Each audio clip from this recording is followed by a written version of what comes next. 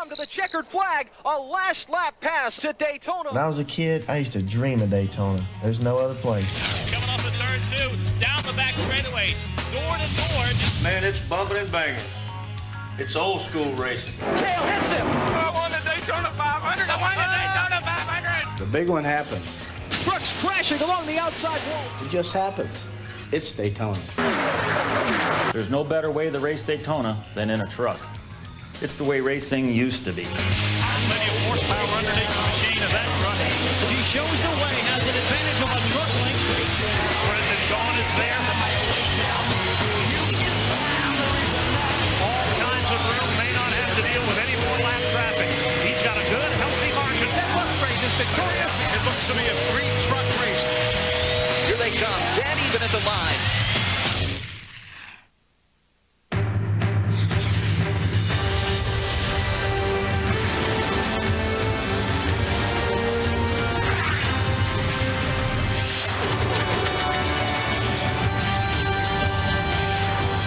The NASCAR Craftsman Truck Series on speed, and this is our pre-race show, bringing you all of the action prior to the start of this race, and that is being presented by Craftsman. It has been 3 months since these trucks were on a racetrack, and now the excitement continues to build, and it's building up here in the booth with me, guys. I'm having a lot of fun. Everybody, we are having a lot of fun up here in the booth. I'm Rick Allen, joined by veteran Winston Cup champion crew chief Barry Dodson, and multifaceted race and truck driver Dorsey Schrader. And Dorsey, I'm an announcer, and I got to imagine as a driver, you got to be going crazy. And I am so pumped. They usually save the best for last. Not here, boys. The Craftsman truck race is going to be the best thing you've seen in a long time. This is old school racing, bumping and banging, 190 mile per hour, no restrictor plates. Barry, what we've seen this weekend, man, look at my hair on my arm. Whoa. Oh, man, we've seen some of the greatest draft sessions you'll ever see up here this week. Today, the fans at home are going to get to see it. It's like the old song says, there's a little something special about a pickup man, and we're going to see it. We're going to go down to the pits and talk to a pickup man, and that is Ray Dunlap. Well, thanks, Rick. What a great place to be right here at Daytona to kick it off, the 9th season of the NASCAR Craftsman Truck Series, and we'll bring you all 25 races live right here on Speed. I'm sure glad to be part of the group, and this guy is pretty glad to be where he's at. Another pole, man. Congratulations. A great job in qualifying. But I got to ask you, last year you finished second 6 times. Isn't that driving you crazy? It sure is. You know, there's no better place to start than on a pole. We've been working hard. All the guys at Ultra Motorsports in the Fab Shop built us an awesome speedway truck, and you know, we'd like to get this Team ASE CarQuest Dodge in Victory Circle and get the monkey off our back early on in the season, and it's going to be an exciting race. You never know what's going to happen, but I'm ready to get it started. How big of a deal would it be to get that first victory right here at Daytona? It'd be incredible. You know, all the history here at the Daytona, you know, during this whole week, there's so much excitement, and to cap it off with a victory and stand there in victory lane where all the greats have, you know, it'd be definitely the biggest thing that ever happened in my career. Okay, good luck. That's Jason Leffler. He's on the pole. Now let's check in with my broadcast buddy. Here's Phil Parsons. Ray, great to be a part of this Craftsman Truck Series on speed. And, you know, guys talk about it doesn't take much talent to drive around this racetrack. And maybe you can get away with that qualifying. It's not that hard to drive around here one truck at a time. But, Bill Lester, you had a very eventful 2002 Daytona race, to say the least. You had a great save early on in the race, and then you got caught up in an accident, running extremely well, not of your making. And then you had a little bit of an exciting situation yesterday. Tell us about that. Yeah, we did. We were out there in the draft with a couple of trucks behind us, and next thing I know, the front end basically does a nosedive because we got a piece of rubber in the carburetor, and it basically just shut the motor down. And before I could even wave my hand, I guess the 16 truck got in the back of me. Not too bad, and not too bad for our truck, but you know, we're going to soldier on. We're going to be fine. How about you've got a couple teammates out there? How important is that going to be for you? You know, it's going to be real big. Having Bobby Hamilton and Chad Chaffin out there, it's going to allow us Dodges to go right to the front and stay up there, I'm hoping. So we're very optimistic for this race. You know, I want to thank Dodge and the Dodge dealers and Dodge Motorsports for this opportunity, but let's get it on now. I'm tired of talking about it. Let's make it happen. Bill Lester going to make his 29th career start, trying to improve on his career best of 11th. Let's go back upstairs. Well, thank you, Phil. We see all the drivers getting ready in a very family atmosphere here as you see David Starr in the Spears Manufacturing blue suit. Ted Musgrave looking to try to get another win in this long series. He's had plenty of wins in this Craftsman Truck Series. And here are the faces of the NASCAR Craftsman Truck Series. Excitement is building. We will be right back with more pre-race coverage after this. Speed Channel's coverage of the NASCAR Craftsman Truck Series Florida Dodge Dealers 250 is brought to you by Craftsman, the official tools of NASCAR and NHRA. Last year's Daytona Truck Series race provided plenty of excitement.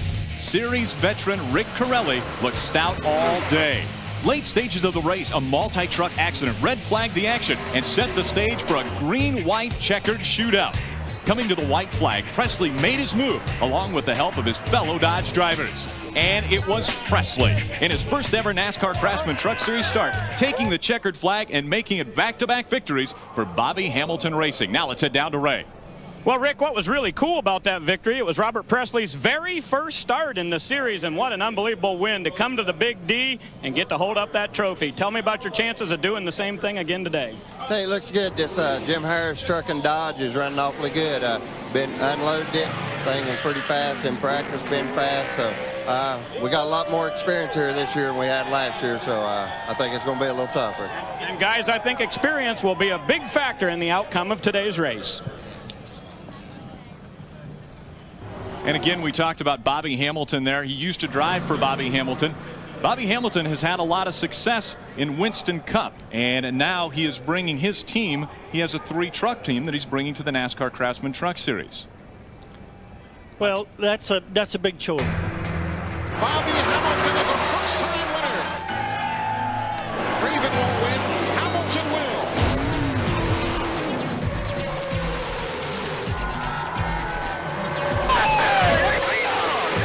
After 12 years and 4 wins in Winston Cup racing, Bobby Hamilton found himself without a ride at the end of 2002. Instead of hopping in a new car, he decided to go in another direction, somewhere with less stress and hopefully more success, somewhere like the NASCAR Craftsman Truck Series. You know, I've worked hard a long time in Winston Cup, and harder than what most people would think, because I always made myself be such low profile that nobody never noticed me much. You do this crap long enough. I shouldn't say crap because I really liked what I did.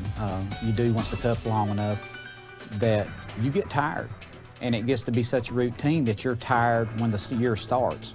And ever since I made this decision, I knew it was not a real bad decision. When I made this decision to do this, I went to bed, and every night since then I've slept 7 or 8 hours, whereas usually 4 hours was a big night of sleep for me. And the extra rest will be needed. As the owner of Bobby Hamilton Racing, he's calling the shots at an organization that is quickly making an impression in the Craftsman Truck Series. The team has won 2 of the last 3 races at Daytona, with an impressive 9 wins and 15 poles in their 4-year history.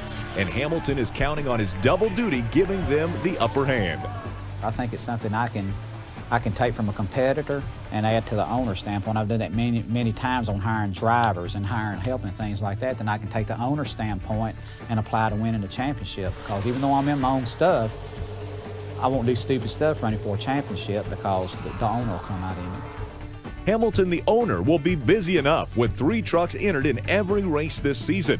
His teammates and employees will be Chad Chaffin, running his first full season in the Craftsman Truck Series, and Bill Lester, entering his 3rd season with BHR. With the boss now constantly on track and at the shop, Hamilton's teammates are hoping his experience and guidance will rub off. Bobby's an awesome driver and an awesome truck owner, and he wants these teams to be the #1, the catalyst team in this series. I feel like I'm with one of those teams that can compete week in and week out and not just spotty here and there.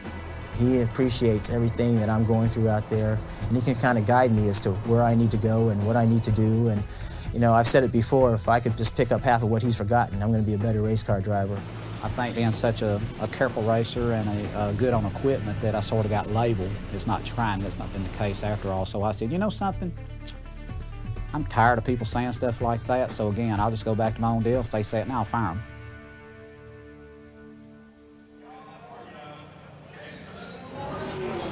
Bobby, great to have you part of this truck series on Speed. You've got a lot of Winston Cup experience. You've won at a racetrack like this at Talladega in the Winston Cup car. But we've got 2 teammates with admittedly a little bit of experience. So how can you keep one eye on ahead trying to win this race and the other eye on them? Well, you know, it's their job to do what they can do. If we could all get hooked up, that would be nice. But needless to say, in the NASCAR Craftsman Truck Series, the competition is real fierce right now. There's a lot of really good trucks out there. So from an owner standpoint, I would like to work with my drivers. But from a driver standpoint, I got to do what's best for me. So we just sort of split our ways. And if we can get hooked up, we will. If not, we just every man for himself. Bobby Hamilton, 2 career wins, and is going to try to improve that this year. Let's go back up top to the guys in the booth. And those 2 career wins came from Joe Ruttman in 2001 and Robert Presley in 2002. Robert Presley's number 18 has changed numbers to 8, and now Bill Lester's on board. And so we will come back with more pre-race activities here on Speed. The excitement continues to build for the start of this one, the Florida Dodge Dealers 250.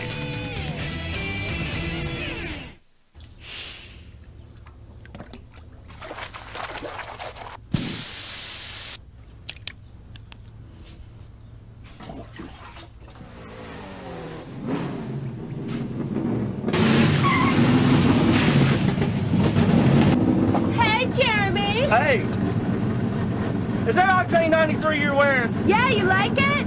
Oh, yeah. Dodge, grab life by the horns.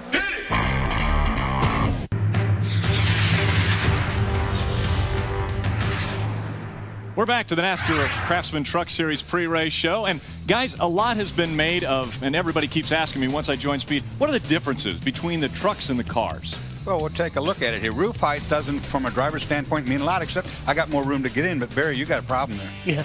Yeah, 8 more inches in roof height, 59 versus 51.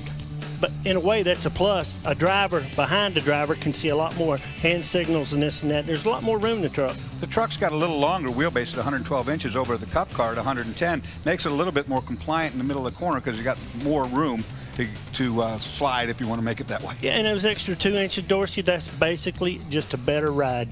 Now, induction is a major deal here. Now, we're talking about ram and cowl. The truck's having ram air. You want to explain that, Barry? The ram air comes from 2 inlets in the front of the truck, the very front on each side of the radiator. They can be 24 square inches each. They go up, they flow under the hood into a 2-inch hose. Last year we had 3-inch. The 2-inch hoses have taken away 75 to 80 horsepower. You can see the scoops up front right here. As a Winston Cup car, totally different, and that's, by the way, the body is on it. Both cars and trucks weigh 3,400 pounds. Both use a 358 cubic inch V8 motor. Both run over 180 miles per hour. Difference, 390 carburetor, no restrictor plate for the truck. A 750 on the Cup car with a big restrictor. What it means from a driver's standpoint is that I can lift off the throttle in the truck and not pay the ultimate penalty, drop to the back of the line. Exactly. You can just stay on the throttle, ride the brakes, and manipulate the truck. And so, guys, we have the comparisons, we have the similarities, we have the differences. You see there, the Craftsman Truck Series trucks are putting out a lot more horsepower than the cars, but there have been some technical changes to maybe slow them down a little bit. Let's head back down to the pits and Ray Dunlap. Well, Rick, we want to talk a little bit about that ram air induction. Just imagine you're the air coming down the side of a truck when we're going 190 miles an hour, and now you got to shoot right over here to the side to come in this very small front hole in the grill. Now, that thing comes up through a hose that goes to the air element. It used to be 3 inches wide like this one right here, but they said they've got too much air in there, so now they've reduced it with a collar like this. So instead of being 3 inches, that hose is now 2 inches. Now, that air shoots right into the air cleaner and goes through an air element just like this one. Now check this out. This is an air element I took out of a truck yesterday, and here's the big problem. Because the air comes from the front of the truck, it gets a lot of this garbage in there, debris and pieces of rubber that came off the track. Check this out. Look at all that stuff that's on the inside of this air element that just came out of a truck. A lot of the engine tuners are worried that all this debris is going to cut down on horsepower. And also there's a problem at the back of the truck. And here's Phil with more on that. Thank you, Ray. These trucks tested about 3 weeks ago down here in Daytona, and at that time the Dodges were super fast. So NASCAR, in order to level the playing field, decided to make some changes. Right now you're looking at about a 65-degree spoiler angle. That's what everybody had when they came down here to test. Right now the Chevrolets remained at 65 degrees, but they allowed the Ford to drop back to about a 60-degree spoiler, which picked them up about a quarter of a second. But they made the Dodgers, who are ultra fast, move all the way up to a 70-degree spoiler, which is right about here. So that's the NASCAR's way of leveling the playing field. Rick? And so with the spoiler changes, Barry, we see that 60 degrees for the Fords, hopefully to speed them up. How much, like in seconds, does that mean? It's 2/10 of a second with it back, 2/10 of a second penalty, stand it up. It's going to be nothing today. We get a 25 truck draft out there, it's nothing. It's just going to make the car drive good or bad. How does that affect racing, though, for you? Well, it's not going to hurt it. It's parity. It's made all three makes about the same speed. We've seen that in the practice. We've had Ford, Chevrolet, and Dodge all there right together. The spoiler is just slowing it up. You don't feel it so much as a driver. I mean, it's not doing that much. It gives you a little bit more rear downforce, a little bit more lift in the front, but they've tuned that out already. It's very minute. It was parity in qualifying. In racing, it's very minute. And I've watched during drafting and practice and everything. It's exciting racing. It is making for exciting racing. It doesn't matter what you're driving, a Dodge, a Ford, or a Chevy. It's going to be exciting racing. And we take a look at the championship contenders that are up on top of the grid right there, one of them being the one of Ted Musgrave. He's got to be a favorite for this championship this year. Well, he's one of the favorites, no doubt about it, with his experience. But there's a lot of experienced guys. This is not backyard racing anymore. This is serious stuff. Bobby Hamilton stepping out of the Cup, another guy you better watch. I think we got more veterans now, more experience at this type racetrack in this event today than we've ever had. You've got a lot out there. Take a guy like Terry Cook, had an up and down season last year. Look for him to have a great season. Championship contender, no doubt. Yep. And one championship truck that's down on the starting grid is the number 16 IWX Motor Freights of Travis Kvapil. Let's go down to Ray. Well, Rick, they did win the title last year, and in the last couple of seasons, this driver, Travis Kvapil, has won races, but now he's got some big shoes to fill. And Travis, it appears to me like you got a pretty steady truck here. Tell me about your chances of winning at the biggest race of the year. I think we got a pretty good chance, you know. I'm really proud of the IWX team, Dave Fuge and Dave Fuge Jr. They did a great job the last couple of days working on race setup stuff, and we really found something towards the end of happy hour. It really seemed to make this truck work on top and bottom, middle.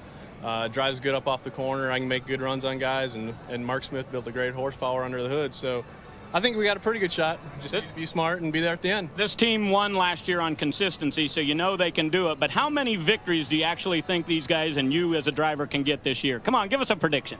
We go at every race thing we can win, you know, and we wouldn't show up if we didn't think we can win every race. But realistically, I think I can win 5-6 races. I know the team can do it. They did it last year, and I want to start up front more and get some more poles and win some more races. When we can do that, we'll be at the championship table. Okay, good luck. That's Travis Kvapil, and he starts back here in 7th position. Now let's go to Phil.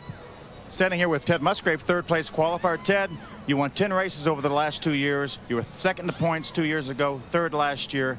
This team really is essentially the same as it was last year. So you gotta feel good about your chances to get that championship this year. Yeah, that's true. We never won here at Daytona at the Mopar truck. We sat on the pole before, so the only lap I want to lead is the last lap. That's the most important, and happy Valentine's Day to my mom, Debbie, and everybody else back at home. Thank you. Ted Musgrave looking for win number 11. Let's go back up top. Thank you, Phil. And that was a good comment that Ted got in there. I wanted to make sure that we all got that happy Valentine's end, too. It's a great day. We're 17 minutes away from the start of this one. And now, to give the command, please welcome back today's Grand Marshal, Mr. Tom Myers. On behalf of all the Florida Dodge dealers, it's my privilege and my honor to say the command, drivers, start your engines.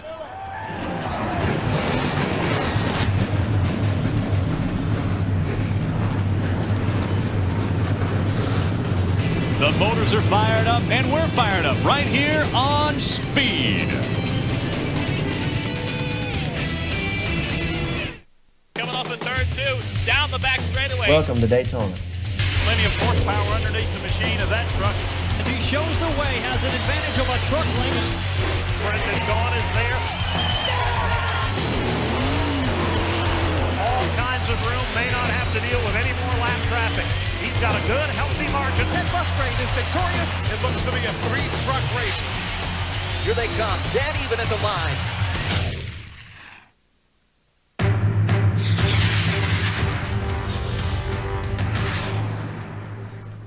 It's here, the NASCAR Craftsman Truck Series on speed. And it's time for us to get underway. We have all of the trucks fired up for the Florida Dodge Dealers 250 right here at Daytona International Speedway. A beautiful day here in Central Florida. Currently 66 degrees, humidity 46%. The winds out of the will be into their face going down the backstretch, just very slight, 5 to 10 miles an hour, and slightly overcast, guys. Going to slow them up in the straightaway a little bit. Not much. That's not much wind. You won't feel it coming off the corner. What I would say is, hey, it's a perfect day for racing. We take a look at how this race shapes up with our race analysis. The trucks starting 36 trucks. They will go 100 laps. Big purse here, $747,000. Pit window between 33 and 35 laps. And that may get better as we go on. These guys haven't had a great opportunity to check mileage. Here's the Craftsman track description. It's a 2.5-mile tri-oval.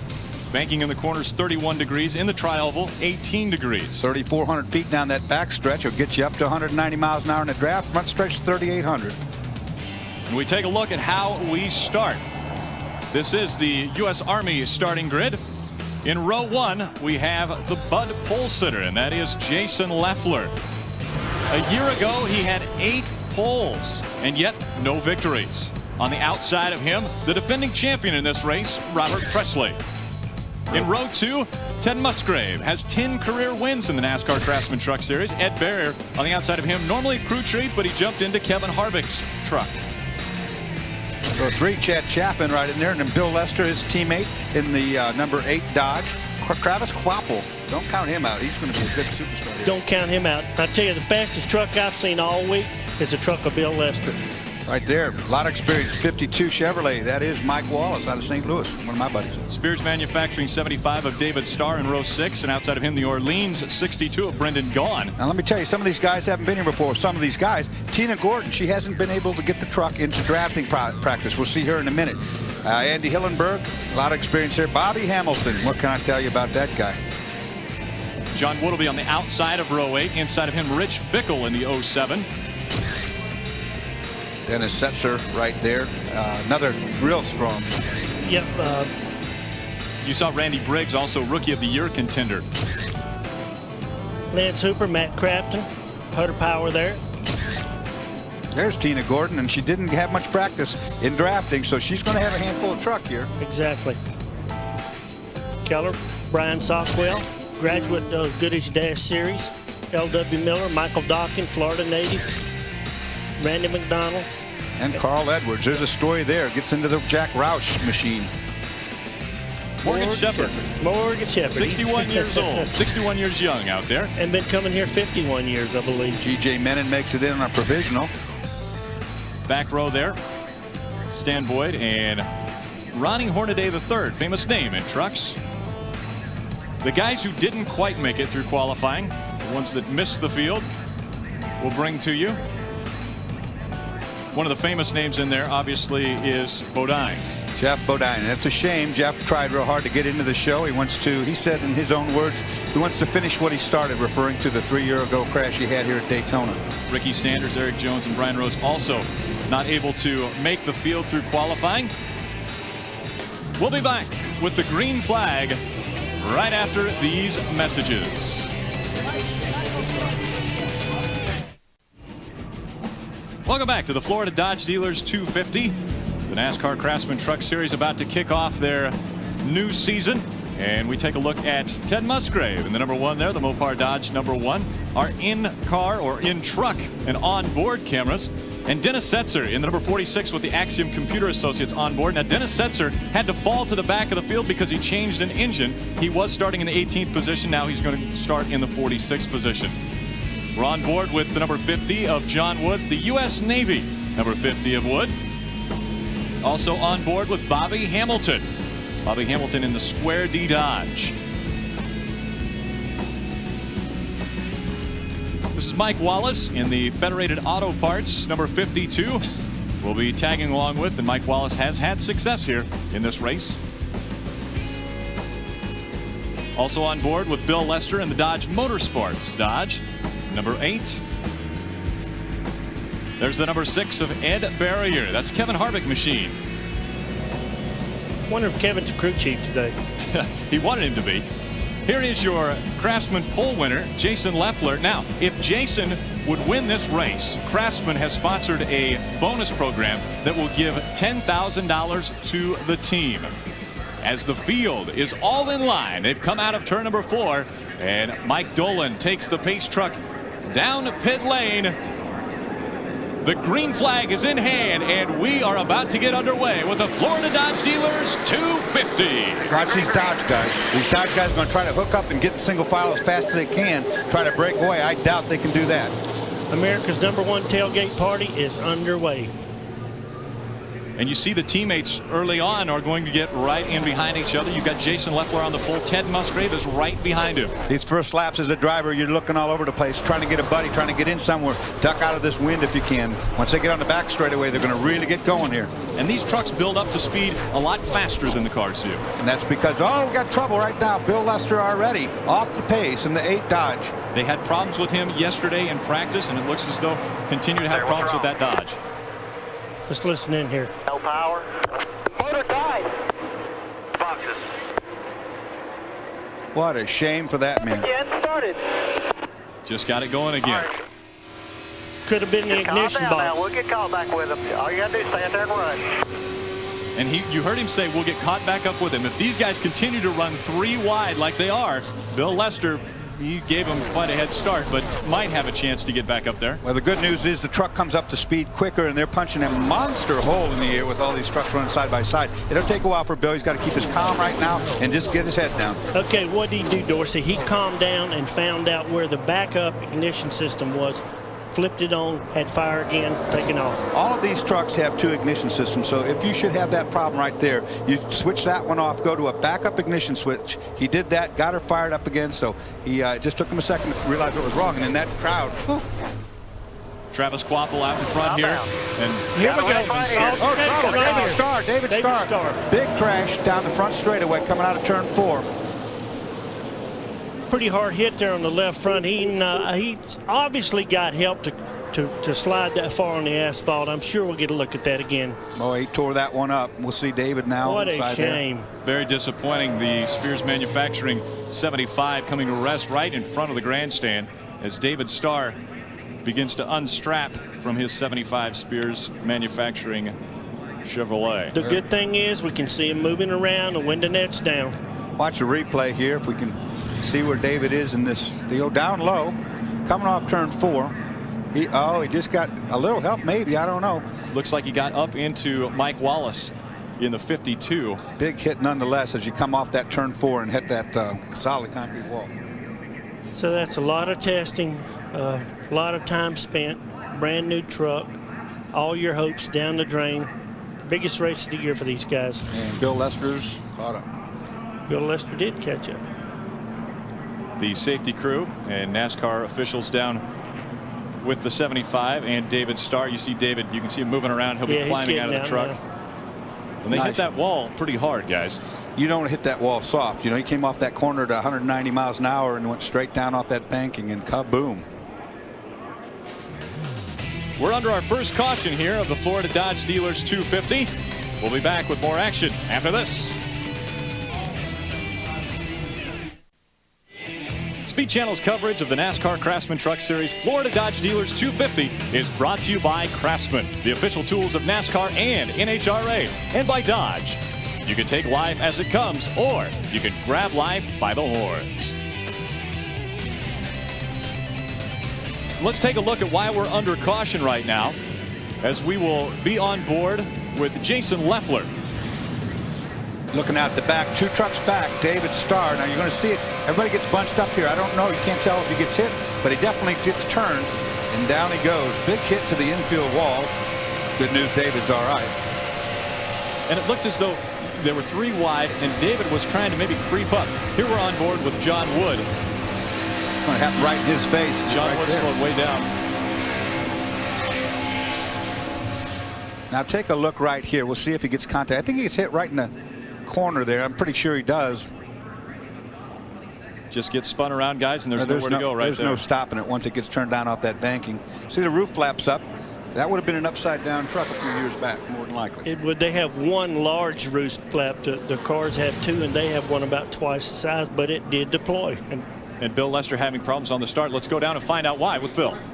As Bill Lester's mother, worried mother, looks on, talked to Danny Rollins a few moments ago, and he said, as you guys mentioned, it was definitely the primary ignition system. Then went out. He switched to the backup, and he seems to be fine. So what really hurt David Starr, obviously, the devastating spin out and crash for David Starr is going to be a big benefit for Bill Lester. It allowed him to catch up. Back upstairs.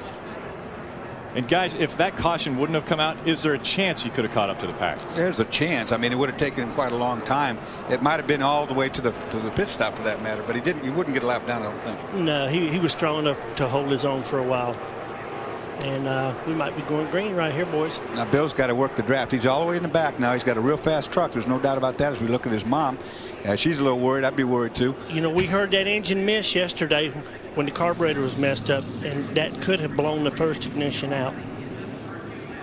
Okay, pace truck is coming off. We're going to get a green here. Alan Porter, your flag man, has the green flag in hand, and Travis Quapple takes him back to the green. So can a Chevy lead? Yeah, sure can. Just did. Travis Quapple takes the Chevrolet out in front of the Dodges. And a Ford wheel, and a Dodge wheel, and a Chevy wheel. Ed Barrier down on the inside there, looking to make a move early on, trying to get the horsepower past the other trucks. You know, Dorsey, we mentioned earlier on, we showed in our stat, 600 horsepower, 300 horsepower. The cars and the trucks both run 190 miles per hour. And of course, the reason for the truck not being quicker is the amount of drag that it takes as it pushes a big hole through the air. And that's what's going to give us some fantastic drafting. You see everybody setting up right now. Travis Quapple still heads the field, and falling back on the pace, you see the Team ASC number 2 of Jason Leffler dropping back, and he was out there kind of on his own and had to fall back to that second line. Most experienced guys driving wise in this entire field are hooking up in the front right there with Ted Musgrave and Bobby Hamilton. Yep. Let's go down to Ray. Guys, just keep in mind, 1 year ago, Mike Bliss won the championship in the NASCAR Craftsman Truck Series. You know where he finished at Daytona? 33rd. So David Starr's got to keep that in mind and realize that even though they've got a tough start to this race, it can be done. Bliss won that championship, but finished 33rd at Daytona. Very aggressive move by Terry Cook there in the 29. Power Stroke Diesel 29 moves to the outside of Bobby Hamilton as they have engulfed Travis Quapple and dropped him back to about 4th. And now Bobby Hamilton looks to move to the front to see if he can lead a lap here at Daytona. Boys, we have a 34 truck draft all the way back. 2x2, sometimes 3x3. Race to the start finish line is won by Bobby Hamilton, and he will lead that lap. Right behind him, Terry Cook. Bobby worked a long time on race stuff. Look for him to be potent all day long in that Square D Dodge. Here we go, Bobby 3 wide. Jr. watching on there. 3 wide right there in the middle of turn 1 and 2. Now these trucks have a lot more downforce. They make a lot of drag, but they also make downforce. And that means the truck in the middle has got a lot better situation than if it had been a Cup car. You see the Cup cars, and then I got trouble already. Poor old Tina Gordon's in the pits with the 31 posted Dodge there. They got her going without raising the hood. We don't know what happened yet. Looks like they pulled some tape off the front. I believe there was some smoke coming out, but again, just some minor adjustments for Tina Gordon. She heads back out onto the racetrack. Yeah, I don't think she's going to be up to speed by the time this pack is going to gobble her up, because they're coming through the trial. But right now, she's just exiting pit lane. She'll go a lap down right here. Yeah, she needs to kind of keep the truck down on the bottom, let the lead group get by, and then take what she can get here. Let's head down to Phil. Our pit crew is Yeah, looking on at Newt Moore. Tina Gordon here had a little bit of trouble with what we're hearing is she's overheating. We got a report earlier that Dennis Setzer, who was behind her, said her truck was leaking something very, very bad. So definitely overheating. So tough break for Tina Gordon. Looks like she's going to be coming back in is what we're hearing. Yeah, she's already waving. You can see her in the truck. Well, she didn't get much time in practice, so they didn't know they had no drafting practice, Barry, so maybe they just had to take it up too much. 2 veterans running here together. We're on board with Bobby Hamilton. Right behind him, you see Mike Wallace Federated Auto Parts 52. If you're Bobby Hamilton looking in the rearview mirror, that's a comforting thing. Look back there and see somebody like Mike Wallace. He knows he can trust him not to do something wrong. If you had a bunch of rookies behind you, it makes you a little bit nervous. Now this pack of 5, 6, 7 trucks staying in single file line, are they going to try to pull away from these guys racing behind them? That's what they're trying to do. The veteran guys, like I said, all the real seasoned vets are lined up in a row right there. They'll be running faster than that pack 2 or 3 wide back behind them. I tell you, I really don't think that you're going to see a big separation in this draft all day long unless it happens to where these drivers run a full pit stop and they get out of sequence on that, because they draft so well. The last place truck is right in line. We've got everybody's out there. There's only 2 trucks tailing the field right now. Everybody else is in one big pack. See him snaking around there trying to bust that draft from behind him. It's not going to work. These guys, the trucks push such a big, enormous amount of hole in the air. All these guys are getting help. Bobby Hamilton hugging the yellow line as they come through the corner there and head down to the backstretch. And you know what? I think you're going to see a lot of Mike Wallace up front today. This kid is cagey, knows how to draft, knows how to stay up front, knows how to maneuver. He not only uses the windshield, but the rear view mirror. Right on board with that barrier. I just heard him lift. I heard him grease the throttle when he got 3 wide back there. You could never do that in the Cup car, but with the truck, you can get back on it and look where he is right now. He's got a big run going right now. That barrier just went by the #1 of Ted Musgrave as they go by the start-finish line. Kevin Harvick, the owner of that one, and I'm sure he is watching somewhere close to see how his investment is working. Dare I say they're being very well behaved so far, Barry. Yes, they are. There's a lot of respect in this series. They're aware that they're running 190. The spotters up top, they're the guys that have the work to do today. And these drivers really have to trust them. Now, you know, when you're driving like this at 190, all the trucks are running 190 or 188 or 189. So they're all within 2 or 3 miles per hour. So when you're driving, it feels like you're stopped. It feels like you're driving 2 or 3 miles per hour. Of course, that is until something goes wrong. And then all of a sudden you realize, oops, I'm doing 190. And you get the real feel for that, Dorsey, as you come down pit road. You think you're just tiptoeing, and then you got to get down to pit road speed. When you reach that white line that crosses pit road, and oh, I'm still running 85 mile an hour. I'm running 100 mile an hour. I'm thinking I'm stopped. That's not the case at all. We saw trouble into 125s, and these truck guys are going to have that same thing to deal with when they come off that banking, doing as fast as they are. You run down to 100 miles an hour, you think you can walk. You see the 46 Axiom there, and he moved from last up to currently 14th position. We're on board with him. And guess who's right behind him? Yeah, let me give you a better one. Bill Lester is back up to 16th. That's what I'm saying. Yeah, I saw that 8 truck back there, so he's come from dead last after that restart, and he's moved himself all the way up to here. And Jerry Hill slowing right here.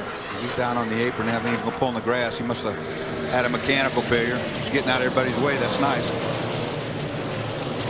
And, you know, Bill Lester had the fastest pick-em-up truck that I saw yesterday, guys. That thing was awesome. And it's obvious right here to move back up that quickly. Going on the bottom. Hear him lift a little bit right there as he got that lap car truck in the way. See, sets are getting a little loose there as they went by the slower traffic. Look at this run. Look at this run he's got. Yeah, the closure rate is awesome. Great race continues here at the Florida Dodge Dealers 250 here in Daytona Beach. Bobby Hamilton out in front. Welcome back to Daytona Beach, Florida, and the Daytona International Speedway. We are underway with the Florida Dodge Dealers 250, and the freight train has lined up, guys. I tell you, Bobby Hamilton out in front, punching the hole in the air, and everybody right in behind him. They are moving at well over 188, 189 miles an hour. And here we go, 3 wide again as they come toward turn 1. Now, that's getting a bit tenuous. Look back in the back here. Everybody's shuffling positions. And guys are just moving around a lot. I mean, you're seeing Rick Crawford start at 19th, all the way up to 3rd now. But they're feeling out each other right now. Oh, you see a little shuffle right there. See what they're doing, trying to break the draft in the back straightaway. Bobby Hamilton leading that group, driving down to the inside. Shortest way around here. Of course, all the guys behind him are snaking right along with him. Let's go down to Phil. Talking with Newt Moore, Bobby Hamilton's leading crew chief right now. Newt, we saw one of your guys run down to your teammate Danny Rollins, crew chief for Bill Lester. You guys talking pit strategy already? We're just telling them make sure they understand we go by on a certain number and we come in on a certain number. That's what we're talking about. You can get kind of confused. If you're going to pit on a certain certain lap, you know, they're going by or whatever. So I just want to make sure they understood. What lap is that, Newt? Somewhere between lap 30 and 40. Oh, that really narrows it down. Well, that you didn't ask me exactly what lap. You just said about what lap. So Duke, hold back on me a little bit here. I think we're looking from 32 to 35 this first time. The last thing you want to do is sit out there and run out of fuel. Here we're on board with Bill Lester as we take a look at the 46 of Dennis Setzer. And Bill Lester, again, had to drop back. He had problems early on with the ignition, and now he's trying to work his way back up. Working around the high side right now, Dennis Setzer, and that truck is really doing well. I mean, working up on top there. Look at the people going with him. Do you see Chad Chapman moving around in there? Well, you know, you see Bill Lester coming from the back. What's it tell you? It tells you he's really fast. I'm going to run with him. I'm going to go to the front with him. Well, Bill's only about 10 truck lengths back from the huge draft in front of him, and they can, I think they can still run side by side, Dorsey, with the hole that these trucks punch and catch them, and they are actually running them down here in less than a lap. That is a strong Dodge truck right there that he's driving. He just shucked that draft. He's headed for the tail end of the lead draft. Was that a bump that he just took that? He probably got a little. They can do that. They can bump draft. Let's find out more on the 8 with Bill. Remember, guys, this is the truck called Freak. This won the last 2 races down here with Joe Ruttman and Robert Presley. When I was talking to Newt Moore a minute ago, before we went on, he said, hey, guys, he said, the 8 should be able to get back up with us. He said, I think that truck's better than ours. So look for the 8, Bill Lester, to make his way back up to the front. You know, some people might think that was a long shot pick. I picked Bill Lester to win this thing, not only because of that truck. We know it's a strong truck, but Bill has been learning a great deal about this type of racing. He's very intelligent, too, Dorsey. Very race savvy, driven a lot of different vehicles, modifieds, and he's a racer. Guys, I tell you what, the engines are producing so much horsepower, they are making some incredible sounds here. Let's take a look and listen to the sights and sounds on Speed.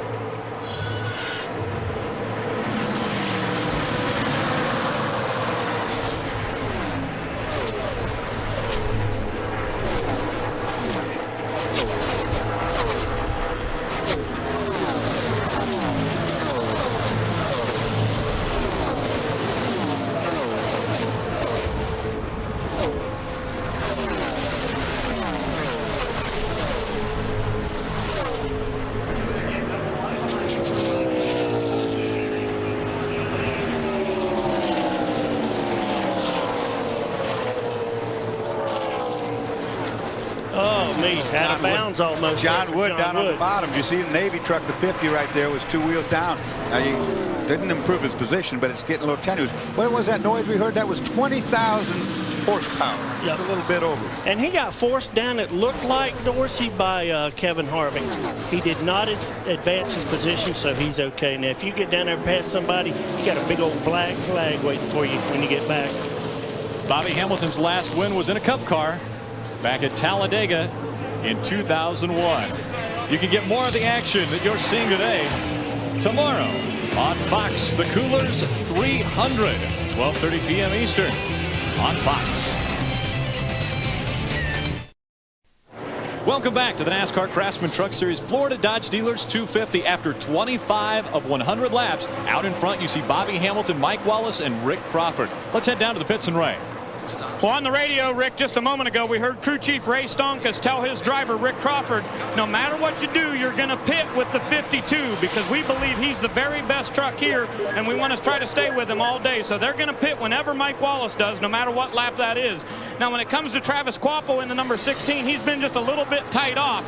Those front 6 trucks were running in their very own draft, and believe it or not, 3 laps later, it's another 10 or 15 car draft. Slid way out in the 16, and Travis Quappo moving out on the high side of Brendan Gaughan, and we see L.W. Miller actually coming into the pits right now. So he was back behind the pace, and he makes his way into the pit area right now to probably make some adjustments. And a mistake. He was over the line. They had to push him back before they started working. You see Jason Leffler back there going with him. Now look at this pit stop. He already got the truck pushed back in position. All these guys, all they're doing is putting fuel in. Now, are they worried that he's going to run low on fuel? They were, and this is really going to cost them. That was a slow stop, and right here's the lead pack. He's going down the lap. The lead pack coming through. These guys are storming right now. Bobby Hamilton leads that pack, and again, right behind him, the 52 of Mike Wallace. And we heard that Rick Crawford is going to stick out there with the 52 and pit when he pits. Well, they think Mike Wallace is the fastest truck out there, and that might well be. We don't know that for sure, but I'll tell you one thing about Mike Wallace. He knows how to run this draft. He's real comfortable sitting there right behind the Square D Dodge. He's going to be there all day, boys and girls. He's going to be right at the front. Don't count out my man Bill Lester. I'm telling you, he's coming on. I said that. Well, guys, in testing, we noticed how Bobby Hamilton more or less dictated who was up front. Right now, is he dictating the fact that he's staying up front, or is Wallace doing that dictating now? Wallace is right. He's just sitting back there behind Hamilton, and he's happy as a lark right now. No pressure. I mean, why would he want to pull out and let the guys that are behind him catch up and have a bigger melee? We're on board with Mike Wallace as he sits second, right behind the Square D Dodge of Bobby Hamilton. We'll be back with more racing. Welcome back to Daytona. Pace has slowed on our second caution. As you see, the 72 of Randy McDonald come to a stop there, and also the 66 of Randy Renfro. And I believe that it was the 66 blowing a motor that caused the 72 to go into the wall. Let's take a look at it. That's going into turn 3. He's lost a motor and oil line, one or the other, in a big way. Nonetheless, he's on the bottom lane. A lot of oil coming out the back. We have to. I think actually right in front of him might have been. He looked like he. No, he was actually ahead of the 66. It's like he might have cut a tire. There's Randy McDonald. He's up in the wall hard. As you see, he's riding down the wall, keeping it up there, which is a good idea. And I see a bunch of rubber or something coming out the back. He might have cut a tire down and shot up there. I don't know yet. Kind of a direct line as we saw the motor going on the 66. You saw Randy McDonald move right into the wall. And so he comes to a stop as they get the. I think Randy McDonald was actually right in front of the 66, and I think he cut down a right front tire. Well, if we go back and show that, you can see a mark from one of the 4 tires. Actually, you can see the footprint of it. And you see the 66 in the pit box right now. We are about to get underway with the first set of pit stops after this.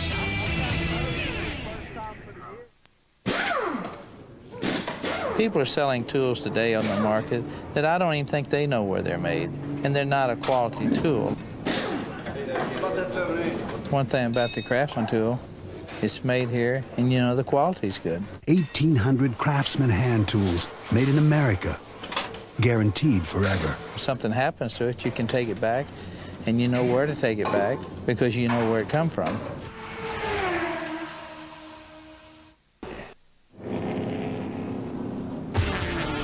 Sunday, NASCAR on Fox presents the 45th running of the Great American Race, the Daytona 500.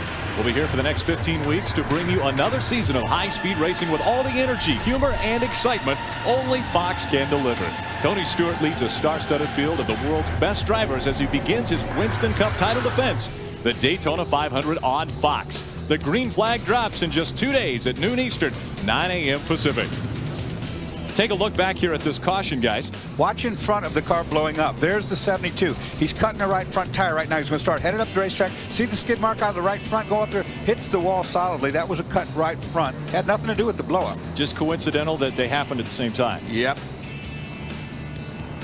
You see the smoke coming out there, and the pace truck still out in front of Bobby Hamilton, as they have not yet opened pits yet. They're trying to make sure that there are no oil or water still on the track coming out of turn 4. Well, when Randy McDonald came off of the wall finally, he got to pit in but did not make it any further, so they had to not open the pits. They had to get a tow truck for the race truck to get him out the way. Yeah, and these guys, you may see some of these KG veterans get their truck down on the flat part of the racetrack because the fuel pickup in these cells is in the right rear corner, and when you go around the turns, the inertia and the forces throw the fuel over to that. Okay, when you're up on the banking right now, all the fuel that's left in the truck, which is not very much, is all packed in the left-hand side of that fuel cell. It's going to get busy in pit lane here. Here we go. That's out of the question. Here we go. And Bobby Hamilton leads the crew down into pit road. And we begin our first pits. Over the line. Let's head down to Phil. Here comes Bobby Hamilton. Newmore said no changes. Bobby loves the way this truck is handling. He's got the Kodak Winston Cup crew pitting the truck.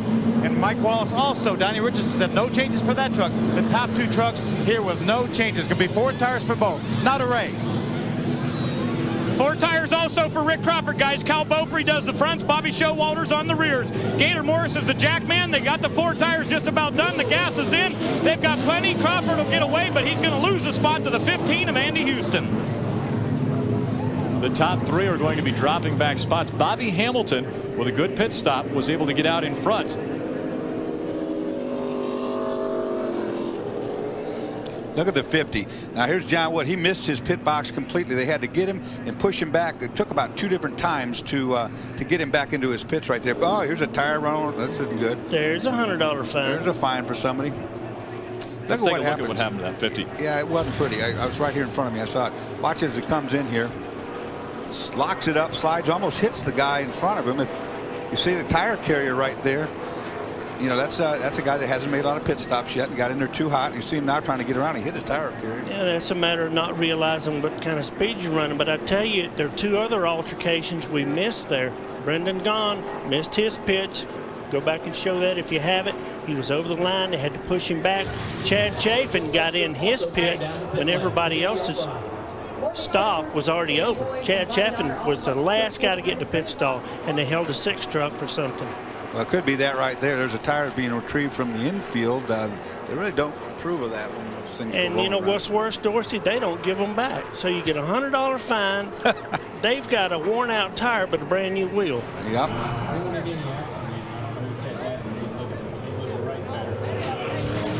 Let's take a look back here at the 4 and the 52. Bobby Hamilton and Mike Wallace, and see how they were able to get out of the pit so quick. See what Bobby Hamilton did when he came in there? He had his wheel cut to the right, and before he even slid to a stop, he straightened the wheel back out so that the tire man could get on the lug nuts. And they keep a piece of tape on the steering wheel. That's their reference to get it back at 12 o'clock position when they come in. That way they know the wheel is straight. Now the 52 truck here had a 21 flat pit stop. Here Ed Barrier had to be held up in his pit. Oh, see, there goes the 1 tire. That one's all right. He got that one. He had a penalty assessed for something. We're going to see what it is here in a minute. Possibly speeding, because it looks like he's holding him already. No, they were over the wall too soon. You have to be, and this is why we saw 3 drivers there miss their pits. You have to be 1 stall away before you can go over. That's a safety issue, and that's the way it should be. You go over too early, and the guy's not judging the speed right, it could be pretty bad. You saw the official telling them, they were asking what was the problem there, and he said you were over the wall too soon. Harvey, he doesn't realize the penalty box is open. Let's head down to Phil and Kevin Harvick. Kevin, they held you guys. What'd they say? Well, they said we have to leave. When the guys jump over the wall, you can only leave 1 pit box ahead.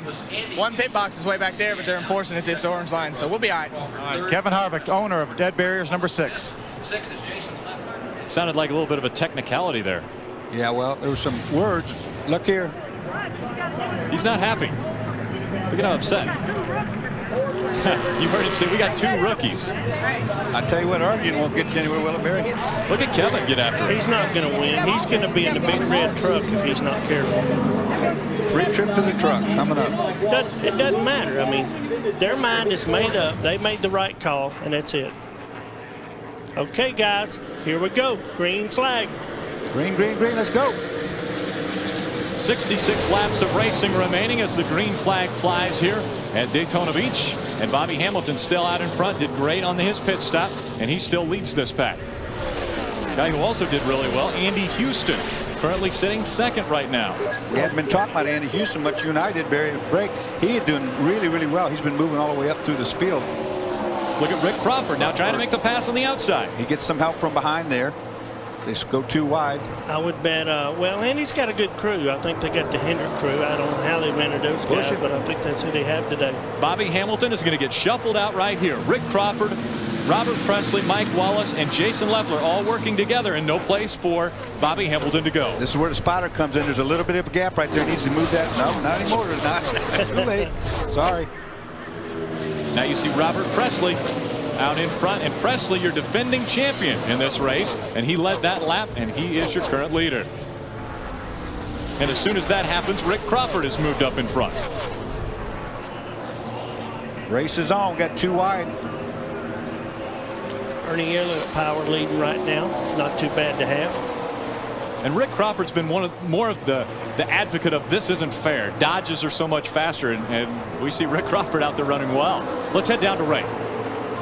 Well, Rick, the number 16 truck of Travis Quapple came in. They made some major adjustments. They went down 2 pounds on the right front and came up a couple of rounds of wedge on the left rear. But they also had to come back in because they weren't able to put 4 tires on at that stop because Travis got too close to the wall for the jackman to do the left side. So that's why the 16 is further back in the field right now. 3 wide in the middle is where it gets good. Look at this. Not a lot of room. These are big old trucks, boys. Rich Bickle in the 07 there, trying to tuck up behind some of the trucks in front of him. Keep that draft going as they go down the back stretch. California Gold Rush, it looks like. Somebody's got a carrot dangling out in front of the rabbit. Here they come. Robert Presley.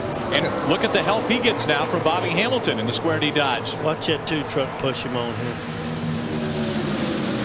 Now you see Dodge is up top. Not for long. There's a bunch of stuff. 2 by 2. That 52 is going to be there. They had a fantastic pit stop. And Mike Wallace, we're on board right now. We've been with him as he's been running second. He's run very well. It seems like he's just buying time until it's time to make his move. He's biding his time, exactly. Watch him when he comes off this corner and get on the straightaway. He's going to go up there and bump. He's going to bump draft because he's truck in front of him, move him forward. Watch here. Watch here. Bring it on up there. He gets right up behind. Yeah, Look at that. He's pushing Rick Crawford. Yeah, he is. To get that line moving. Let's go. And there you see the 62 of Brendan Gaughan, the Orleans 62 moving up. Now Brendan needs to get up there and push on the back of Mike. Get up there and get all of them going. Not in the corner. Not in the corner. Look at how loose the back end of that truck is as we watch from the 52 of Mike Wallace. That's all air pushing you all around. That's not too bad right there. To get worse.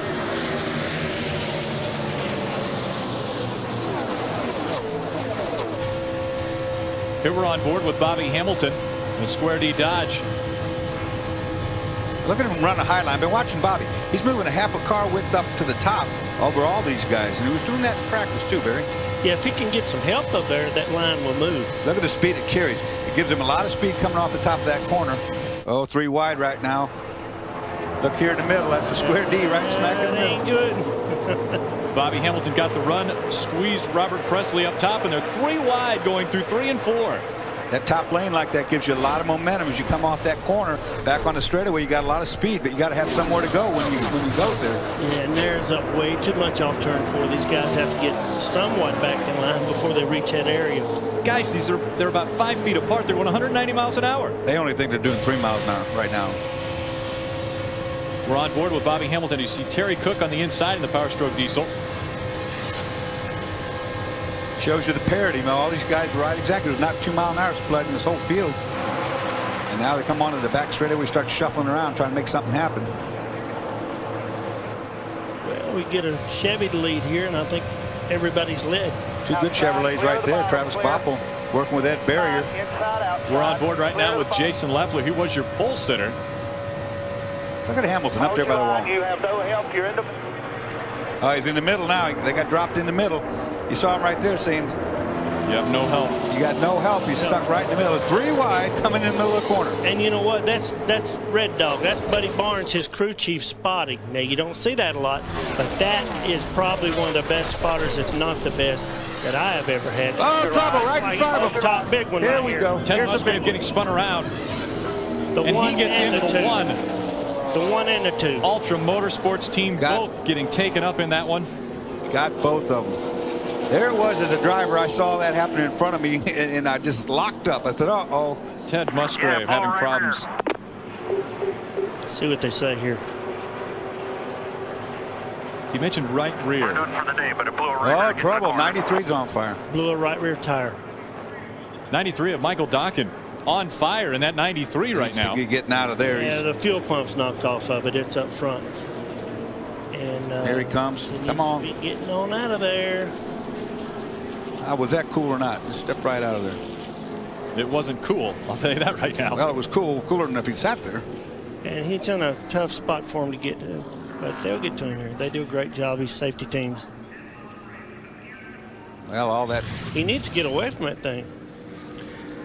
Musgrave said he cut a right rear tire. Okay, let's watch this. See him up there. Oh, look at that. The whole side come off of it. Tire came apart. That was a left rear. Left rear came apart. That was the whole tread coming out of the left rear that started that, what could have been a lot bigger, still a big wreck nonetheless. If we can see that again, Ted Musgrave actually got into the side of somebody early on. As we look at it here again. Watch it, starting to wiggle. There goes the whole carcass. Oh, the 93. That knocked off the fuel pump on the 93. The 2 right in the back, nowhere to go. The 54 involved. These guys behind doing a real good job to miss all this. Especially with their eyes closed. We're on board with Jason Leffler, and again, he got caught up in this one as we watch and listen. There it goes. There goes the tire. That's what that looks like. And now we ride with the cause of that accident. Well, the tire was the cause, but the driver. That's true. Ted Musgrave was the cause of, or the driver of the accident, as we take a look at Jason Leffler's number 2 now. Here we'll take a look at Ted Musgrave's replay and what happened as he was trying to hold on to that when the tire cut. Listen to it. There it went.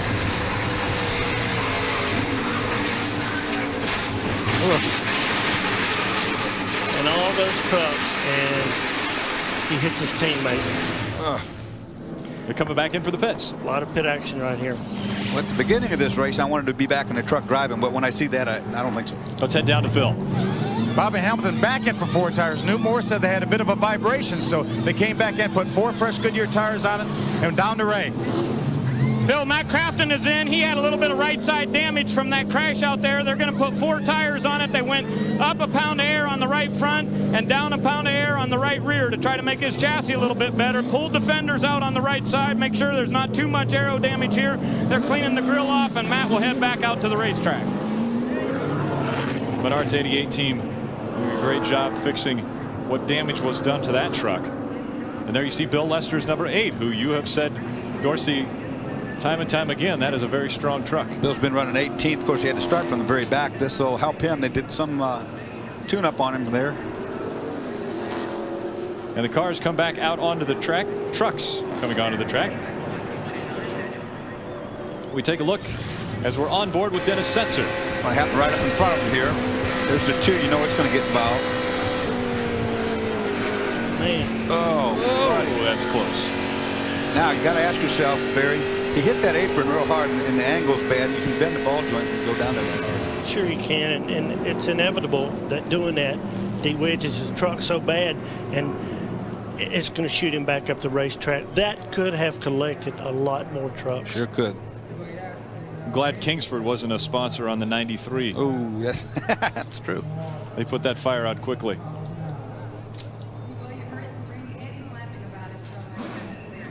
Ted Musgrave putting the truck on the trailer right now. And we look to see why we're under caution. We'll be back after these messages.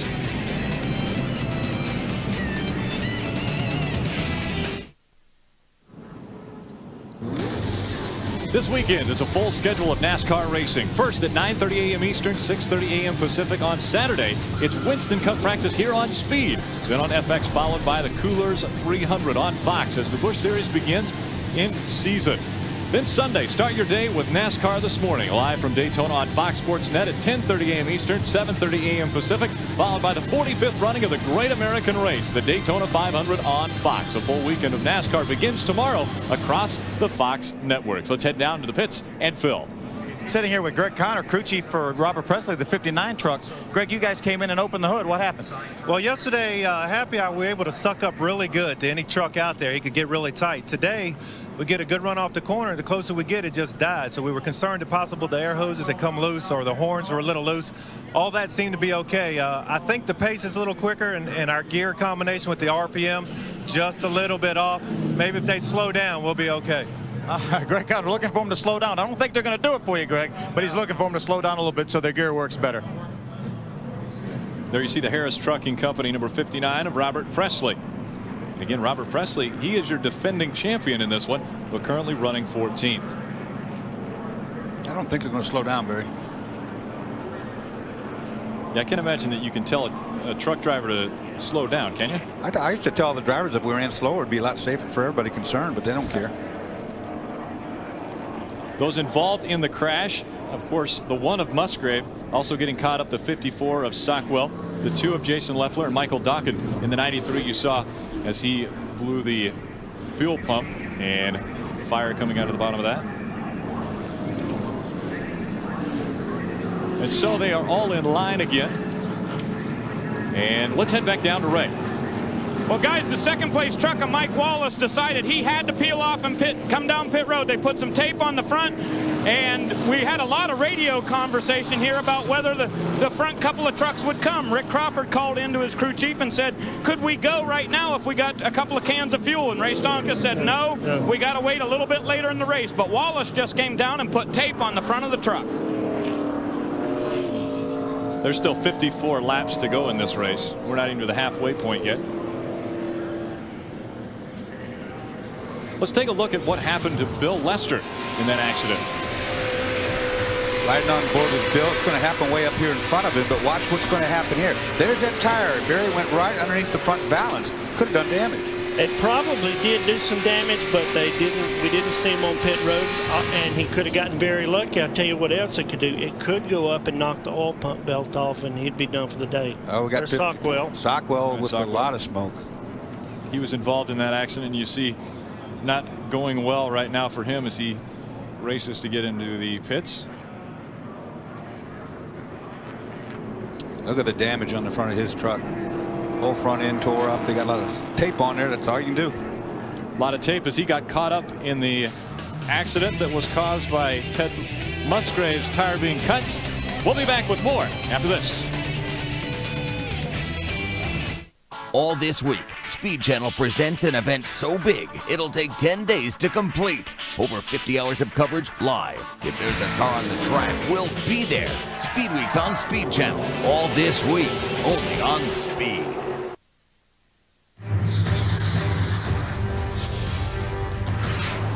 Welcome back to Speed Channel. It's the NASCAR Craftsman Truck Series first race of the season, 1 of 25.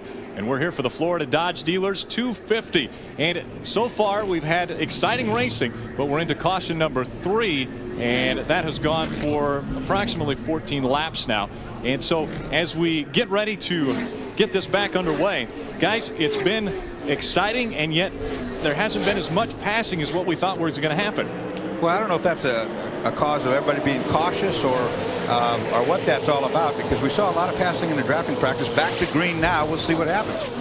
Out in front, Rick Crawford, followed by the Orleans of Brendan Gaughan. That's the 62 of Brendan Gaughan sitting in second currently, right behind the 14 of Rick Crawford. These guys are good, Rick. I mean, we're not even halfway, and that's why they're not out there being wild and crazy. There's a lot of maneuvering. They're finding out what they can do, even though they're not doing it yet. Bobby Hamilton had a horrible start, a restart. I don't know if he missed a gear or what happened there, but he went way back to the back. Now it seems like he's running good again. And he tries to work his way up front, and there's his teammate in the 18 Dickies. That's Chad Chaffin right in front of him, and so they'll probably try to work together to move back up towards the front. Maybe not. You see the owner making the move on the outside, and so Bobby Hamilton doesn't want to wait around. He's going to move as fast to the front as he can. Look at the run Bobby Hamilton's got going. He's been working the high line all along. Nobody wants to go up there with him, though. It's always worked here, and the people talking about it not working is simply what you touched on, Dorsey. Nobody's been up there. Hamilton to the top, 3 wide now. He's not afraid to get up there. Coming into your screen, you're going to see the 99 of Carl Edwards. He's right in the middle of all that, and Carl Edwards a rookie this year. Keep your eyes on this, boys. This is getting tight. Let's head down to Phil in our pole sitter. Jason Leffler, obviously nowhere to go here. What a tough break for our pole sitter. Yeah, it was. You know, Team ASC CarQuest Dodge was working pretty good there. Ted just lost the left rear tire. I saw him wiggle once, and I saw the tire come off the wheel, and I knew we were going to be in trouble, but he slid down the track. I thought we were be all right, but there's just nothing either of us could do, and luckily it wasn't a bigger wreck. You know, wrecks here have a tendency to pile everybody up, but looks like the casualties are minimal. The truck looked like you fell back a little bit at the start. Was the truck a little bit, the handling a little bit off? We were handling good. I was just wide open till that wreck, till our pit stop there, and that's everybody. NASCAR's done a good job of keeping everybody equal. You can see all the makes are up there, and it was just going to be a tough race. All right, Jason Leffer, our pole sitter, out. That was close. Travis Kvapil and Bobby Hamilton right there. It's going to continue to be. John Wood jumped in the middle, and look where he shot him to up here. This kid made a remarkable move a while ago. Had help behind him, jumped in the middle. It normally doesn't work. Now he's in the high line. We've got some good trucks out there for the first time. You may see it work. And just when I say that, he gets back to the bottom. Look at his car in the middle. The truck in the middle now. We're getting 3 wide, 3 rows deep. L.W. Miller sliding in between them. These guys are throwing caution to the wind now. I mean, they're really mixing it up in the middle, and that's there's no room there, boys. After that last caution, it seems like there's a little added confidence in these guys. They're starting to get a little more aggressive with their driving. You're telling them to be patient. They know they're halfway. They think, well, 50 laps. I don't have that much farther to go. I'm going to see what I can do. If you're a crew chief saying, be patient, be patient, be patient. Spotter, help me out, help me out. As a driver, when they told me there was half the race done, that's when I put my head down. Halfway to go. You can't wait now. You got to get going. You got to make something happen. If it's not happening on its own, dig in there, root somebody out of the way. Let's go. These guys have got the bit in their mouth right now. Bobby Hamilton and John Wood on the high side of the track trying to make its way around the guys on the low side. That second line on the high side trying to move up and trying to catch the 14 of Rick Crawford. You see all this moving around now. These are guys breaking away on their own. They want to try to make something happen, just like I was talking about. You can't just ride all day in 5th place. You got to do something. Still rolling good. They ain't but 3 trucks ahead of you up there on the outside. The 50 and the 4 coming up there. Help behind you with the 15. Down on the out-of-bounds line again. We have to watch that stuff. These guys mixing it up real hard now. That's Ed Barrier. He just keeps testing these guys. See the yellow line down there on the bottom's out of bounds. You can't go down there. If you drop down in there try to improve your position, you can get a black flag and come in. That's the no going over That's that line. The no zone. That was derived about 3 years ago because people would go down there, get 5, 6 wide, even get on the grass, and every time that happened, we had a horrendous crash, and they put a stop to it. If you notice, the out-of-bounds line or the yellow line that you see could be even farther down. They don't want 4 wide racing here. Let's go down to Phil Parsons with the cause of our last caution, Ted Musgrave. Standing here with Ted Musgrave, surveying the damage. Ted, first of all, you okay? The damage, yeah, the damage is all to the truck, not to me, but damage to the points.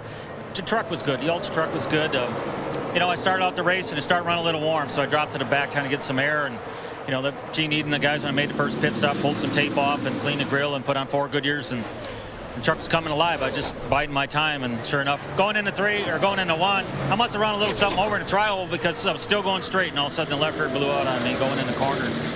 Best I could, but like I say, with 3 wheels, it's hard to control. Ted Musgrave, he'll be back at Darlington. Guys, with 46 laps to go, it is getting crazy. They were 4 wide just a moment ago. They were 4 wide, 2 rows deep, so you got 8 trucks trying to have the big one. It's been crazy. I tell you something, you saw Mike Wallace duck in for fuel. Oh, bumping right there. But look where he's at. He's working his way right back up there, and he will get that Federated Auto Parts Chevy back to the front. Right here. Now this is truck racing. The guys are starting to lean on each other. You see back there, we just saw the first side-to-side contact with the guy. That was almost like, get out of my way. Move, give me some room here. That's what he's trying to tell him, but yeah, we're going to see that. They've been crazy since the green flag. We're just now seeing it. Ed Barrier in the number 6 on the inside of Chad Chaffin. And they continue to race 2 wide in the back there. Make it 3. 7th on back. Let's make it 3. How about 4? Come on. 4 wide as they come through the tri-oval and into turns 1 and 2. Here we go. John Wood in the middle. Wood loose almost into Chaffin. That was close.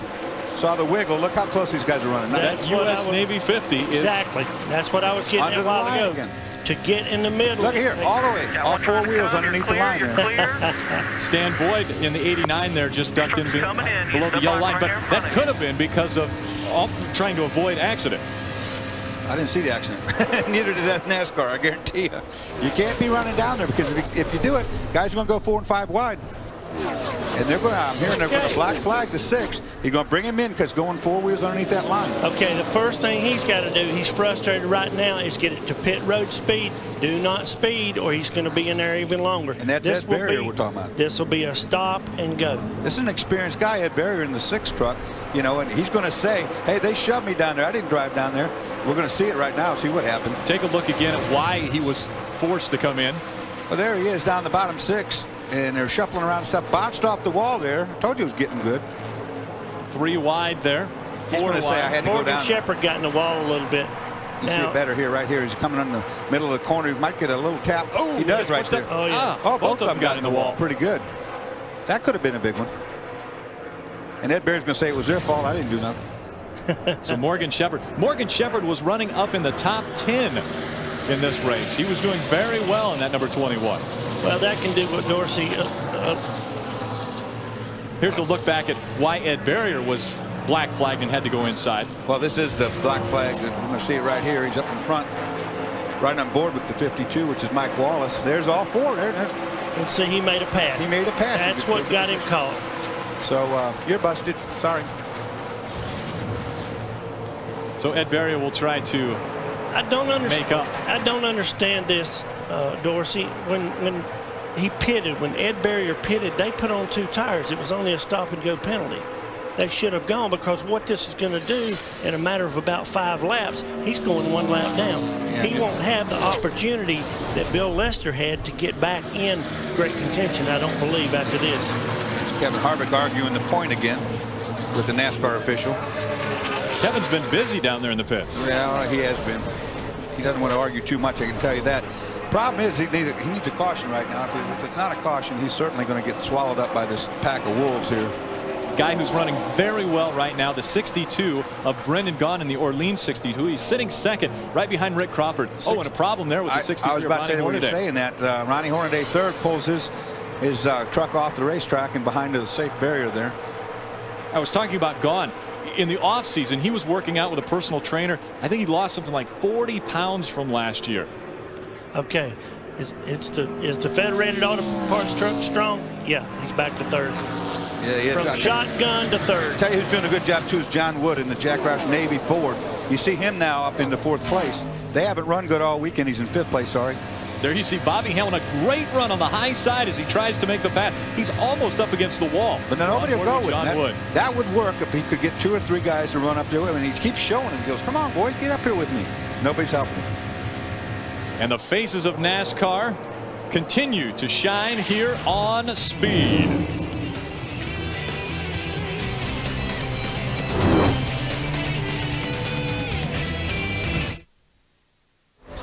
Tonight, your exclusive all-access Garage Pass returns with Totally NASCAR on Fox Sports Net. Totally NASCAR is your place to turn all season long for the latest news, highlights, and information on the NASCAR Winston Cup Series. Tonight, we talk to Winston Cup drivers Sterling Marlin and Casey Mears, and Ray Evernham gives us the keys to winning Daytona. Totally NASCAR airs tonight at 6 p.m. only on Fox Sports Net with an encore presentation at 6:30 p.m. Eastern on Speed. Let's head down to the pits and Ray.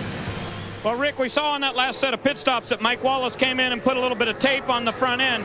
Also, he came back around 2 laps later and topped off the gas on lap 47. So that gives him 5 more laps of fuel than what the other guys have. So Mike Wallace may be just in a really good position here. If this race were to stay green, he could stay out there 5 laps longer than the guys that he's running with. Now, you also see the number 99 of Carl Edwards running up there in the top 10. His truck has gotten so much better. His brand new crew chief, Doug Richard, made a lot of changes on that last pit stop. They took tape off the front grille, they went down on wedge and went down on air pressure on the right rear, and Carl said, man, you waved the magic wand on this thing. It's perfect now. So a couple of Roush drivers very, very happy with the way their trucks are handling. You see Carl Edwards running right there with Andy Houston in the number 15, who's right in front of him. And those 2 guys working together pretty well. Andy's got a lot of experience. A former winner at Loudon. Rick Crawford up here in the front. He's running right on the bottom of the racetrack all the way around. I think he's trying to figure out if this is what he needs. You know, nobody can pass him when he's down there. Only guy trying the high lane for some reason, and I don't know why, is Bobby Hamilton. Now, there's different reasons you wouldn't go up there. You know, you might be afraid of going up there for one. Look, there's Bobby Hamilton right now in a Square D Dodge. And Dorsey, you know what a race driver does. He may be going up there to make these other guys think that's where he's going on the last couple laps. He could do that. He won't do it. He could be really tight. We got the 86 making a pit stop right there, Lance Hooper. 4 tires. They don't know which one's flat, so they're going to get 4. Look like that one there is flat. The one he's too close to the wall. See, the jack man can't. Yeah, he's in trouble there. And he's going to lose a lap as the pack gobbles him up right down the front straightaway. Let's head back down to Ray. Well, guys, Lance Hooper just came in. They put 4 tires on this thing. They were trying to look for their window of when they could run till the end of this race. They hit that window. He said, we're going to pit now and take a big chance that this thing stays green. He just lost a lap as the field went by him. But remember, those guys will all have to come in and pit later on. That was a big chance because he has no help. Exactly. There's 35 laps to go in this one. Now, we said that the pit window could be right around there, 32 to 35 laps, so he could even be calling it pretty close with that stop, can he? Yeah, right now, everybody, I think, is past their window. I've got it down as lap 65. That's where we are. Everybody can make it right now. You shouldn't get out of line, though, come in and get 4 tires like that and take yourself out of contention by being at a different spot on the racetrack. I tell you what, it's exciting. You look down here, you see veterans and these young kids. They all look like veterans. Nobody has made a bad move, Dorsey. No, they're doing a really good job. You see them right now. All the veterans. It's funny. I just don't know why nobody goes with Bobby Hamilton. Because he's a veteran. Yeah, well, they don't.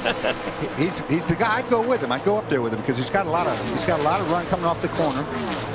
And Bobby Hamilton seems like one of the only guys trying to actually make passes. He keeps trying to duck out to the outside. There he goes again. Look at him around the outside again. Like I was saying, you got to do something. You just can't follow the leader all day long. He's trying right now. What he's doing, he's testing right now for later in the race, the late stages of when you have to make the perfect move to utilize that draft to win this race. And I tell you who's impressed me, little John Wood. Now he stayed right in the thick of it. He's the guy I've seen in the middle the most, and that's where you don't want to be, is I'm eating a sandwich.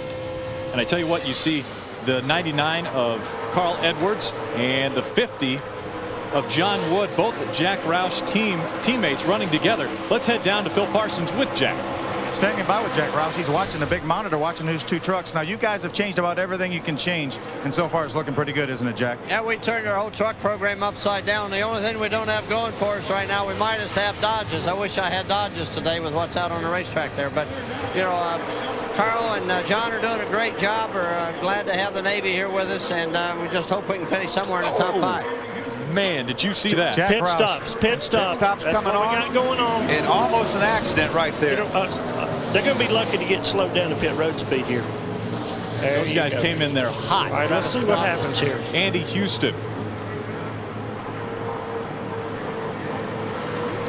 Let's head down to the pits and Ray. The 15 truck is in of Andy Houston. This crew over here, most of the guys are coming from the number 5 Bush crew.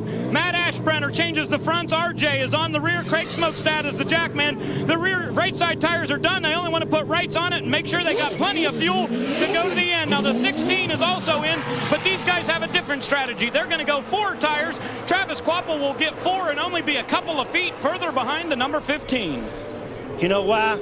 18-second pit stop for the 16. That was great. Very strong. That was a really good pit stop for those guys. Almost a crash getting in, though, and that's something we've worried about, is slowing these trucks down and getting them down in their pit space.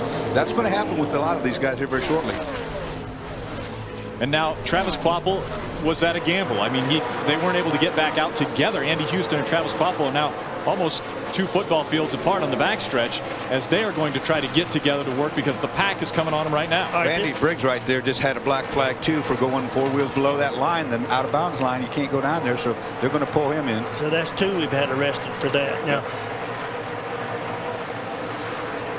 and we are coming into our pit window here for the Florida Dodge Dealers 250, and the trucks continue to make their way around the track. Some have made that choice to go in, and now you see the 3 trucks out front again. Rick Crawford in the 14, the 62 of Brendan Gaughan, and the 52 of Mike Wallace. Are those guys working pit strategy together right now? Well, I'm sure they are. The 52 of Mike Wallace, does that ring a bell? He's been there all day long. He's never out of the front. That's a very strong truck. Out ahead of them about 3 car lengths. Yeah. They're talking about our hood for some reason. Yeah, Looks like it's shaking pretty good in the front. I can't tell. There it is. That's nothing. That's deflection. But what these guys are doing, they're overtaking Travis Kvapil right now. Even though he got 4 tires, they just put him a lap down. He's hoping these people will pit. The rest of the field will pit before we have a caution flag and get him back in the lead lap. But it was a good move. He did come out right behind the 15, but when you can make a 18-second pit stop, it was a good move. He's got tires to go all the way as we see a couple more trucks here hit pit road. Without a caution, he'll have track position. When everybody makes that pit stop, he's going to be looking like the king of the hill. That's exactly right. Brendan Gaughan stayed out, and so he led that last lap because your earlier leader, Rick Crawford, comes in. Let's head down to Ray. Well, Rick, these guys were talking about doing fuel only, but they said, no, we can't take that chance because the other guys got tires, so they'll decide to put right sides on it. That is already in progress. They go to the right sides. We expected the 52 of Mike Wallace to come with him, but he didn't that time. Gator has the jack ready to go, make sure there's plenty of fuel, and Rick Crawford will head back to the track, but he's going to be going back almost all by himself. I guess Andy Hillenberg in the 10 will come out with him, but we know that the 52 truck still has yet to pit, and as I told you, he's got at least 5 extra laps here. If he were able to catch a caution, he'd be in his own lap. Terry Cook makes the pass. And Terry Cook is your new leader as he goes by the start-finish line. A great race to the start-finish line between Terry Cook and Brendan Gaughan. And it's 4 wide right there. These guys battling hard for the lead. Brand new leader now. I tell you what, and it's still a little early because when Mike Wallace came back in and topped off, we're looking at lap 43. So he just has run 31 laps. The high line now is moving faster because Brendan Gaughan's up there in front. Mike Wallace behind him sits second, and we'll be back with more racing after this. And welcome back to the Florida Dodge Dealers 250. We take a look at our race summary after 75 laps of racing. Your leader is rookie Carl Edwards. We've had 10 lead changes. The average speed 143.46 miles an hour. Only 3 cautions for 14 laps, and 11 cars are out of this race. And there you see your lap leaders, Crawford and Hamilton, Kvapil, Edwards, Presley, all getting trouble. The lead. Trouble on the front straightaway. It's going to be a big one, I think. It's Carl Edwards. It's Edwards who lost it. Hold on, just keep your brakes locked. Keep them locked. Good. Keep it locked down. Okay? Big hit. You see his hands moving. I'm fine. He's fine. You hear him talking. What let go there, but fine but disappointed. Let's head down to Ray. Well, guys, they were just about ready to pit. Doug Richard was telling them what they needed to do on that lap. It was an awfully big hit, but the first thing he said, "Are you okay?" Carl said, "Yeah, I'm fine." Unbelievable pain in his voice, though, because he knew what a good truck he had as the leader getting crashed on the front stretch, but the driver's okay. There you see the window net coming out for Carl Edwards. Very disappointing, just leading the race. Let's take a look back and see what just happened to the 99. Mike Wallace had worked to the outside of him. You see him out there right there. Coming down now in the tri-oval, they do a little bump. It turns the front of the 99 down. Carl Edwards on a big hit to the wall right here. Real lucky these guys behind him. Look at the Dodge right there go by. Good Matt save. Crafton down on the low side, too. That's a hit. Look at the back of that truck. He made some comment about something let go. Look at him moving up into Presley. They bumped just a little bit. Yeah, what let go was all the downforce he had. That's worst scenario when you're up about a third of the way on the truck on the outside. Plus they did touch. Here's a good look right here. The tri-oval doesn't have the banking that the corner. You see right here. They're just going to take the air off the back, and there it goes. Oh my goodness, see how close he came to Bobby Hamilton. Hamilton actually spun a little bit. Look at that truck. Whoever was in that truck there did a whale of a job. And you know, it upset the 52 truck too, but he turned right to keep it straight. We're on board with the number 50 of John Wood. This will be in your face. Look right here in front of you. We'll see if they touch or not. If it's just air off the spoiler. We're going to get close. No touch. No touch yet. Now they're coming into the tri-oval right here. Again, Wallace on the right side and Carl Edwards getting very close. Oh, he gets spun around and jets up right behind John Wood. They bumped 2 times right there. There's enough to upset it. Here's Bobby Hamilton. Take a look at this. The Square D Dodge. And whoa, buddy. And Bobby had to get into the wall to avoid him. He banged the wall pretty good there. That was close. Dorsey, that looked to me like both drivers showed a little bit of temper there. Yeah, they were banging on each other. You saw it before they even got to the wreck. You know, they set it up coming out of the turn 4 area, and they set it up all the way down. Carl Edwards letting everyone in the grandstand know that he's okay. And here they come for their pit stops. Mike Wallace out in front. 12 trucks are on the lead lap now. Let's head down to Phil. Here comes John Wood. The Navy truck brings it in on the right side right now. Great run going for John Wood and this Jack Roush team. They've turned it all around now. Guys are finishing up the right sides. Coming around to the left, it's going to be 4 tires. Ken Schrader's truck with Mike Wallace driving is in. They're also getting 4 tires. Now to Ray. Matt Crafton is in, Phil, with the number 88 truck. These guys getting support today from the Aaron's Dream Machine crew, the 99 Bush crew. They're going to do 4 tires here. They've got plenty of fuel. This fuel run here will make it to the end.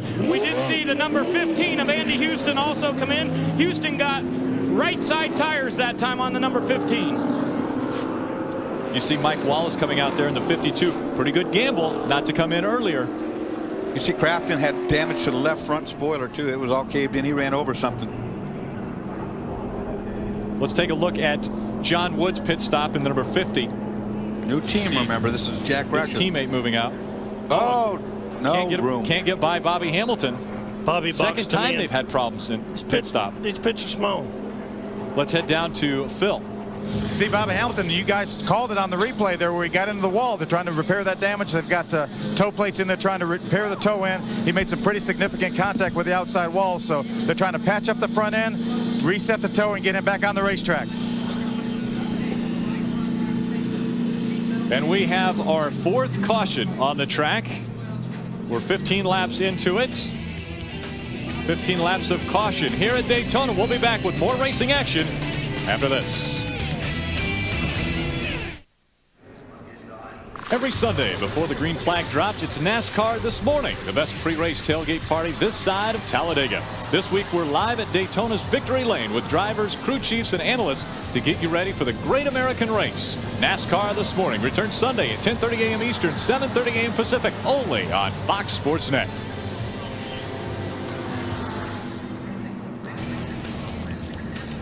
And here you see Bill Lester in the number 8 back in the pits. And they're working on that front balance on the nose where he ran over that tire. Came off of the wrecked truck from Ted Musgrave earlier on, so it did damage the flat bearing. Bungee straps, that'll fix it. There across the track, you see, well, is he broadcast? No. He can't be broadcasting this race. That's Larry McReynolds from the Fox crew. And you know actually what he's doing, guys? He is spotting for Brendan Gaughan. He's a second spotter. And actually, it was kind of funny. Brendan Gaughan was telling me last year in that accident that took place, Larry McReynolds was spotting for him. And Billy, his other spotters up on the booth above us. And Larry was spotting on the backstretch. And so as they're coming out, Larry McReynolds says, son, they're spinning high and they're spinning low. Good luck.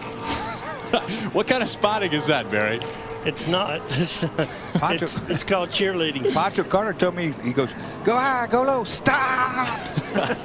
So I don't think that's an option. Let's head down to Phil. Standing by with Danny Gill, Dennis Sensors crew chief. Danny, you had the hood up the last pit stop. What happened?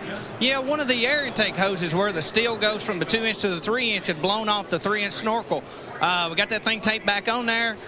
Get 2 hoses of this Amic engine. We'll get that little Axiom Chevrolet back up front where it's supposed to be. Well, guys, that's what it did. He said it just would not pull up. When they get both hoses hooked up, watch for Dennis Setzer. Oh, that's big, Barry. That's 50%. That's 50% of the power. Here we go. We're getting ready to roll it here. This is getting good, folks. Mike Dolan in the pace truck, the black pace truck right there, heading on to pit lane. And that means that Alan Porter grabs the green flag again, and we are racing. Katie, bar the doors. The race is on now. There's no more pit stops that are going to be needed for fuel or anything. Strategy's out the window. The only strategy is out there, Dorsey. Show me what you got, boys. Let's go. Guys, it gets exciting, and it's getting more exciting with just 18 laps to go. Let's take a look and listen to the sights and sound on Speed.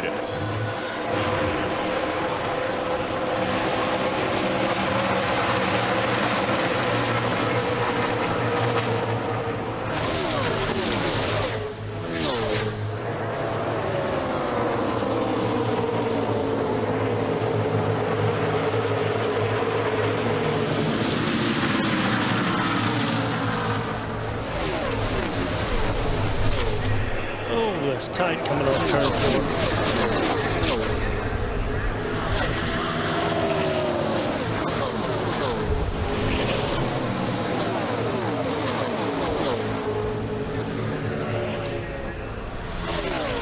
Now that is horsepower, guys. That's 8,000 RPM with no restrictor plate. That's the way cars are supposed to sound. Trucks sound better. Hey, look at this. Dennis Setzer, 3 wide up the middle, and he's got all power going now. All 8 cylinders humming right down the straightaway. 86 of Lance Hooper on the inside. Dennis Setzer right there in the middle. You talked about that sandwich earlier. And there's about to be another sandwich right here as they come up on Matt Crafton. Heard Dennis slipped out of the throttle right there. It's something you can do in a truck. Getting tight through here. He needs a buddy. We're on board right now with Ed Barrier. Travis goes slow. Dennis has got to have a buddy behind him. There he's getting one right here. Oh, look what they're doing. Oh, he made one. Squeezed him out. That was Bill Lester who almost got shuffled out of that card deck right there. He muscled his way back in is what he had to do too, or he'd been the odd man out. Now you see the Orleans 62 of Brendan Gaughan out in front. Rick Crawford right behind him in the number 14. So a great race up in front, and then the trucks stack up right behind him. Oh, sideways off the turn 4. That was a big save. Ray? Guys, take a look at the trucks that are right behind Rick Crawford.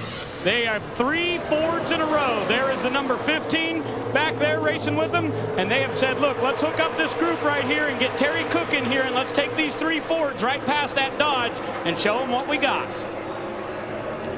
Did you see that guy, Stan Boyd? It was not in turn 4, folks. It was turn 1. He got bumped, turned sideways, and did a fantastic save. I don't believe he got that thing back. I don't think he knows he saved it. He just knows he's still out there running. I'm telling you what, these crew chiefs are telling them now, 15 to go, 15 to go. Be patient. They're hearing the 15 to go. They're not hearing the rest of it. 15 to go. You got, you're up on the wheel. Your crew guys sitting, let's go. There's not much time. That's not a lot of time to go. You got to get to the front, muscle your way. This is truck racing, boys. Let's get it on. We haven't had a lot of activity off turn 2, but they are trying to make it. Now, that's where you do not want to come off 3 wide, and it's starting to happen. They're starting to throw some blocks now. You'll see his guys, as they get toward the corner, they'll move around the truck a little bit, take some air away from people. The more experienced guys will really start doing this. Watch for Mike Wallace. He's a great one at this. Yeah, and you talk about 3 wide, 4 wide. It's just like piano keys. They're lined up beside each other. All the deals are over, boys. We're running for the finish now. 4 wide. Stand by, folks. We are going to head to break, but we will be back, and we promise you a very exciting finish right here on Speed. Welcome back to the NASCAR Craftsman Truck Series Florida Dodge Dealers 250. And just as we were going to break, Mike Dolan was allowed to come back out in the pace truck because of the problem. And you see in the back here, Chad Chaffin cuts tire, and you see him spinning along there. We take another look at that, guys. Blew a right rear just as he turned in there. Nothing he could do about it. Keeps it off the wall, but he's got a long way, Barry, to go back and get a new one. He sure does. They came in, put 4 tires on it. The rest of them were flat. See, and you see the right rear, obviously. The other 3 are going flat, too. Some damage to the inner fender support rod there. That thing holds the fender from flapping in the wind. Well, let's head down to Phil Parsons with our new leaders, crew chief. Sitting by with Shane Wilson. Shane, you guys have been quiet all week here, but you kept telling me the whole week, hey, I think we have a good truck. I think we're going to be pretty good. Well, it looks pretty good now. Yeah, the truck's real good. It's been stable all day. We're able to just keep it right to the floor and stay on the bottom, and got a little tight on the end of that first run, so we loosened it up a little bit, and he's pretty happy with it. Guys had a great pit stop, did the 2 tires, kept in front of the lead group, and just having a good day so far. Do you have any friends out there? No. I don't think so. Or at least I know I don't. Shane Wilson says he has no friends out there. Not a Ray Dunlap. Well, Phil, it was lap 88, and Jerry Cook, the crew chief on Matt Crafton's truck, said, look, we've got no choice here. We've got to put 4 fresh tires on there because Matt was not happy with the way that thing was handling. They've got a shot to be in this thing, and he said there's still 12 laps left. We can come from the back and get to the front. So they came down here, slapped 4 fresh Goodyears on it, and we'll see if it was a good payday. We'll see where he starts and where he finishes. And we're not yet on 1 to go here. Look at the tape on Bill Lester's number 8 right there. Not just tape, bungee cords, tape. That's not duct tape anymore. That is some work being done to that. Now we're on 1 to go. Hey, 10 laps to go. Coming up on 10, and everybody's they're cinching up the belts, and it's getting ready to happen. It becomes a shootout right now, doesn't it? It is a shootout. is getting ready to start here. There's a run to the flag here. You look at Bill Lester. He's looking at bungee cords, tape, flap, and all. He can't see the damage from inside where he's sitting. He can see those bungee cords and stuff. He knows he's not as good. He's hoping that hood doesn't fly up in his face. But, you know, 10 laps to go. Who cares? Let's go. And you can see where the valence kind of heads uphill in the center, where the belt of the tire did some damage. That makes the truck push. But he's wondering what these guys up front were doing. He doesn't know they've got $50 worth of bungee cords on it. That's one of the things, you know, he ran over a tire. He had nothing he could do, and he hits the tire, and that's really taking him down. He moves to the bottom of the racetrack. You just see a little bit of tape flapping there in front of him. All right, it's going to be. Here, so I'm gonna turn the fans on, okay?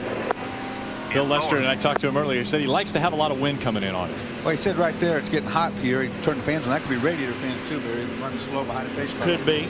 They have electric fans sometimes. When you're not going fast enough for the wind to come through that radiator and cool the engine, there's an electric fan switch in there. You can turn those on and suck the air right through that grill, cool that engine down. It's hot in those trucks with all this fuel burning and stuff. And here we are in the middle of 3 and 4, 10 to go. This is what we've been waiting for. Look at Matt Kraft in 3 wide. He's up on the top. He wants to let everybody around him know, hey, when this goes green, this is where I'm going. Stay out of my way. I'm getting there. And look where the 52's worked its way back to. Up in front, though, it is the 62 of Brendan Gaughan, and I don't think it's much of a gamble that the Orleans Hotel and Casino is up in front. As you see Mike Dolan with the pace truck heading off the track. And now it is time for the shootout. Green. We have 10 laps to go. Whoa, get sideways on the start. Did you see that? Spun the tires. That's horsepower. Andy Hillenberg drops back a little bit, slows that inside line down as Brendan Gaughan takes off from the pack. Chad Chaffin off pace here, drops to the bottom, gets out of the way. Everybody else's race is on. Hey, this is what we've been waiting for. It's been exciting all day. Look at the run here to the top side. And they race their way down the backstretch as they're getting up to speed. And look at this, the pass for the lead as they go into turns 3 and 4. Brendan Gaughan on the inside, Rick Crawford on the outside, and Rick Crawford has help, and they are going to go by Brendan Gaughan. 3 Fords lined up right there. 4 Fords counting John Wood. You got 4 Fords in a row. I'm guessing that is friends right there. Rick Crawford out in front now. Terry Cook is right behind him in the Power Stroke Diesel number 29. Crawford will drive to the bottom of the racetrack to go the shortest distance around. Anybody who's going to pass him is going to go the long way. 9 laps of racing to go, guys. It is a shootout. We're on board with John Wood right now as he's on the high side in the upper lane. And guys, right now, that is not the fast one. The guys on the inside are pulling away. Watch the back straight. We got to make it happen here. They're going to spread. They're going to fan out, try to get position on each other. Not going yet. Watch Mike Wallace. He knows the draft. He knows it well. Guys, look at how tight Terry Cook is right behind Rick Crawford. Those two guys, Terry Cook is waiting for the opportune time to get by him. Now what time is he going to go on this with so few laps? They can't talk to each other, but they can hand signal. Watch inside the trucks. They'll be waving at each other. They'll be doing telecommunications, if you will. You know, watch me. Let's come with me. Go this way. Go that way. Don't wreck me. Guy with great experience, the 52 of Mike Wallace, currently sitting in 3rd position. 15, still outside. We're on board with Mike Wallace as you see the Orleans 62 of Brendan Gaughan drop back behind him. And Travis Quapple now in the 16 up behind Mike Wallace. Okay, we've had some deals made before this race all week. Now let's see who lives up to them. Getting bumpy in the back there. We just started that barrier just got shook out. Let's head down to Ray. Guys, it was Homestead 1998. Last time Rick Crawford won a race, that was 120 races ago. There was radio traffic just a minute ago. His crew chief, Ray Stonka, said, "Happy Valentine's Day, buddy." And Rick Crawford said, "I love y'all, man." Well, he might love everybody right now, but there's a pack of Dodges lining up behind him, so he's got to be cautious. Mike Wallace almost got in trouble back there a minute ago. He made a move on Terry Cook, tried to move around the outside, and it loosened up Terry, and they had to check up, get out of the throttle. Look at the hood on Mike Wallace. Hood's coming loose, starting to flap real bad. It's torn the webbing out. Oh, crash. Big crash. Here it is. Here it comes. There's 3 involved right now. L.W. Miller there in the 28 sliding into the infield. That was off turn 4. That's where everybody gets dicey, where you have to try to make your moves. This one didn't work. 2 more trucks involved here. Racing back in the line here. Really shouldn't, but they're going to. And it does not matter in this series. This is green, white, checker. Will not finish under caution. That's the great part about truck racing. They'll go past the start-finish line as they take the caution. Rick Crawford and the guys in his crew very excited about the possibilities here. That's a break for Rick Crawford. He's going to run off some laps. Just take a look at what happens here. Let's take a look back. Randy Briggs in the 53 having troubles. 53. He's already lost it. He's going to clip the back end 80. No, he didn't either. He hasn't lost it yet. He's trying to hold on. Oh, there you see Matt Crafton up there, and that was the problem. Lance Hooper getting into Matt Crafton. And then right behind him, L.W. Miller sliding into the side of Lance Hooper. Yeah, when that shot started, Briggs was sideways, guys. Yeah, Briggs started to lose it on his own. He didn't hit anybody. He did a fantastic save, as a matter of fact. We'll see it right here. Gets in there, he's loose. See, he's turns gone down. right there. Lance Hooper nicks him right there, or he hits Lance Hooper into Matt Crafton, and Briggs actually able to go by without a problem. And then L.W. Miller gets caught up in the problems. That could have been a lot worse than it was, quite honestly. Especially had it been at the front. So that's going to run some laps out. Looks good for Rick Crawford. Another look at it up on top here. Oh, that's a big hit, Barry. That's a hard hit. Just a T-bone on top of it, make it, icing on the cake. Well, we're under caution number 6 here at the Florida Dodge Dealers 250. As they do work on all the trucks involved in that one, we'll run to break and be back for the finish of this race. Speed Channel's coverage of the NASCAR Craftsman Truck Series Florida Dodge Dealers 250 is brought to you by Craftsman, the official tools of NASCAR and NHRA, and by Dodge. You can take life as it is or grab life by the horns. Let's head down to Ray.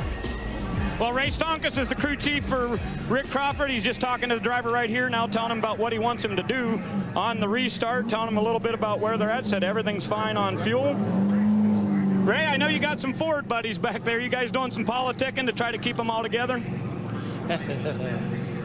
I don't know how much politics enters into the last 3 laps. Everybody's for themselves. Yeah, I'd love to have them work with us, but we'll see what happens. Truck's certainly good enough to win, right? We had a hell of a race. It don't matter it matters where we finish, but we had a good race. Okay, I think he's pretty confident with his driver out there in that 14 truck, guys.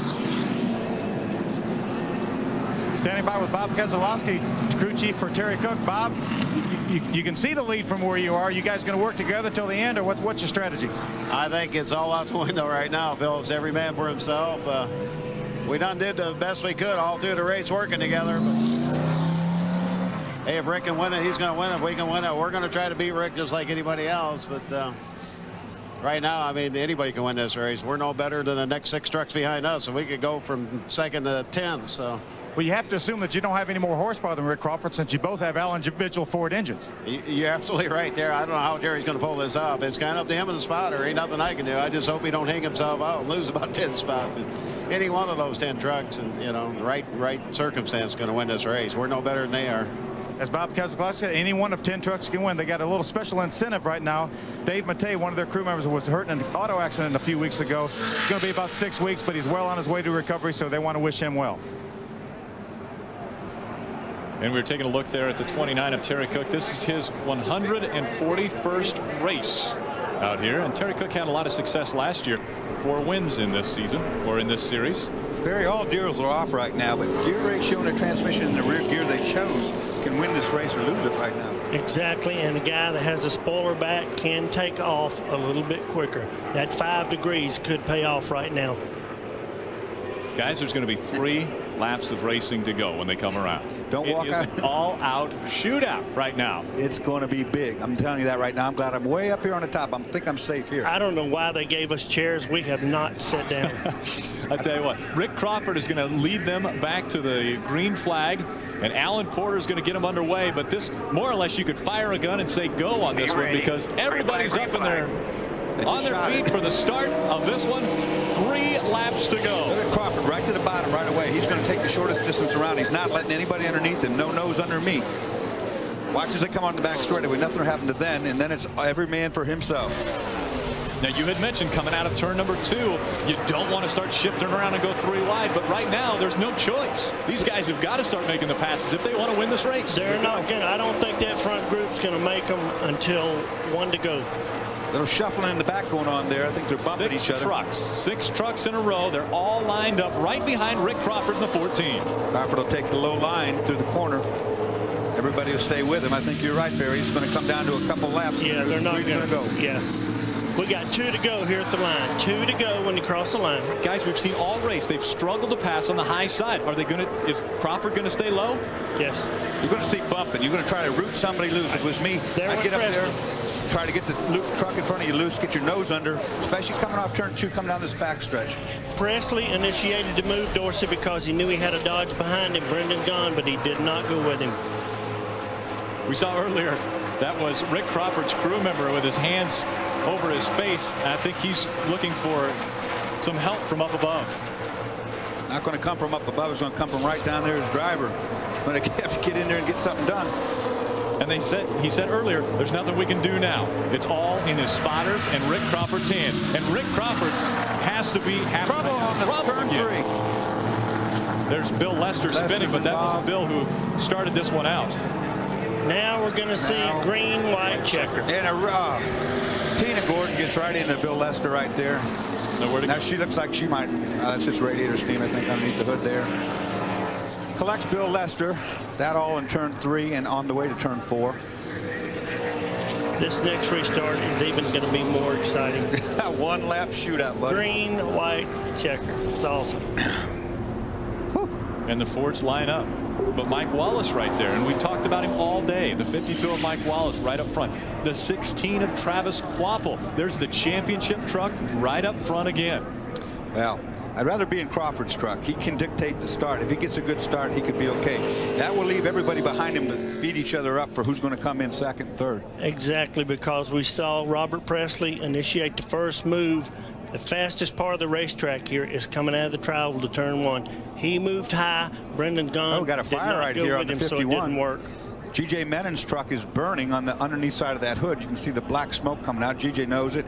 He's decided, I don't want to be around this. No. He's waving to the fire truck, trying to let those guys know too that this thing's caught fire right now. And he's standing right there with his back to the truck. He's got the fire suit on. See what Let's happens. take a look here. at the replay here as we got to this caution. Down they go into turn 3. All these trucks. Bill Lester, they're getting sideways. Lester loses it in front of the 07. Another tire. That's another tire. Randy Briggs getting caught in that as well. That was problems with Bill Lester today. Lester spinning up into Rich Bickle. Now watch Tina Gordon. Oh, nowhere to go. Coming off the banking. And how? Let's take a look at it on board with Bill Lester. And listen here. Blown tire, we think. Comes into turn 3. There it went. You heard it shred. It sure did, Barry, right rear. You can bet your bottom dollar that you have Busch crew chiefs, Winston Cup crew chiefs, and tire specialists down there right now talking to crews, talking to Goodyear about what is going on. We have seen way too many tire problems today. Way too many. Take another look here. And it's not from where it happened behind you there. The red truck there went. Tire blows. On board with Dennis Setzer right there looking back. Took out Rich Bickle. That was the truck that he got into when he went up. There, John Wood makes it back out, and we talked about fuel mileage. I didn't think we were going to run into a problem here with this few laps to go. Let's head down to Phil. Yeah, John Wood was in the pit just a moment ago. He has a big hole on the left front fender of that truck, so they've been trying to patch it over the last couple caution flags. So John Monson brought him in to try to do a little more work to it. He knows he's got to see the patch right there on the left front of the truck. He knows he's got to have aerodynamics as best he can to try to get whatever he can. So he knows he's only got a couple laps, but he felt like he had nothing to lose. When we go back to racing, guys, it's 2 laps. 2 laps, green, white, and then they'll receive the checkered flag. So the green flag comes out, go around one time, white flag comes out, and then they're going to see the checkered. So it is a shootout. For Rick Crawford, it gets down to the lead truck taking it and getting a good start. If he gets a good start, it's that's all he needs to do. Behind him, on the other hand, the next 4 trucks, that's racing for second, third, fourth, more than likely. I doubt they'll get by Crawford. He's pretty good. There are no friends out there, Dorsey. You're exactly right. The thing he does have going for him, he has some corporate help. He has some Fords. but so does Mike Wallace with the 16. So does Brendan Gaughan with Robert Presley. Now, you're not supposed to accelerate to a specific side of the racetrack. We'll see what happens with Rick. Let's head down to Ray. Well, guys, Rick Crawford has one little problem. He's geared just a little bit too high, so he said he doesn't really like first gear in that truck much, so he's going to do a quick start, get out of first and into second as fast as he can. He said that way he won't spin his rear tires, and he thinks he's going to be able to hold off Terry Cook. That's what he's been saying on the radio. Now, Travis Quapple, who's running in third right now, that's our first Chevrolet. He got tires on lap 79, which is about 8 or 9 laps later than any of these other guys do. So my question is that going to be any advantage? First of all, though, we need to check in with Phil. Guys up in the booth, you know, Barry and Dorsey, the most vulnerable Rick Crawford's going to be is right on this restart. So Terry Cook wants to make sure he's on the money. And if he can jump up beside him after he gets by the start-finish line, that's what he needs to do, because that's when he's going to be the most vulnerable. Exactly. And all passing has to be to the right. A guy who felt very vulnerable is Bill Lester in the number 8. Having problems with his number 8 truck, the Dodge Motorsports number 8. We're on board with him as you hear the tire go, and we must go. We'll go back for a break. We'll be back for the conclusion after this.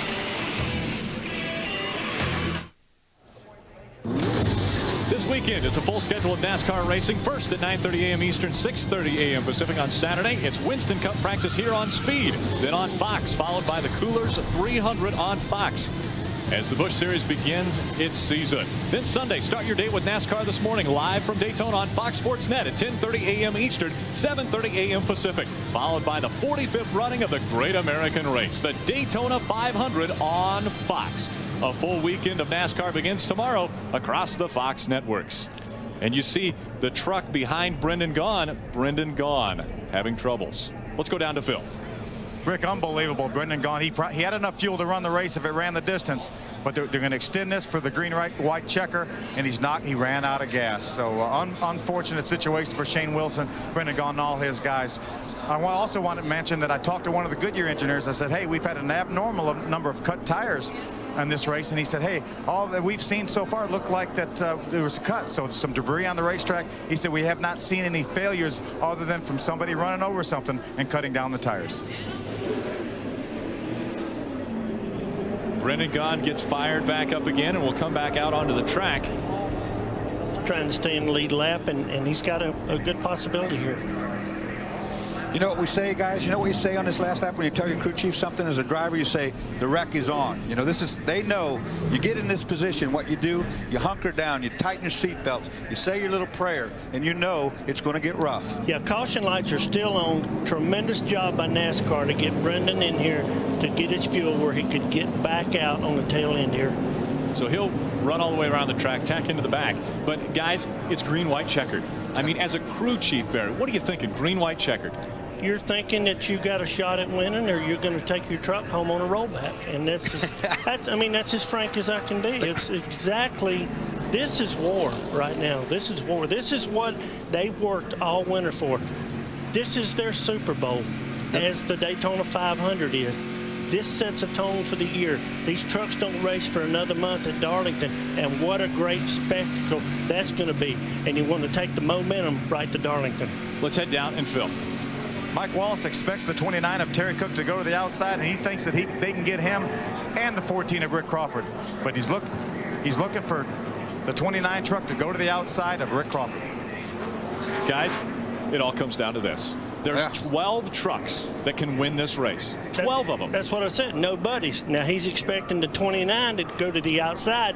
He's sitting there in a Chevrolet. The 29's a Ford, and he's expecting the 29 to rook the other Ford. I was going to say, is this poker? I mean, are they telling the sure it's poker? Now Rick Crawford, he's already shown on the last restart that he's going to go straight to the bottom. You know, so you would think the 29 to go up top, but maybe not. So not on the first lap, because if you do that, you leave yourself open for that last lap slingshot. Caution, back straight away. Caution lights are off. Green, white checker. Buckle up, Buttercup. This is what it's all about. It's no more chess. It's no more mind games. It's a shootout. This is pull the guns at high noon.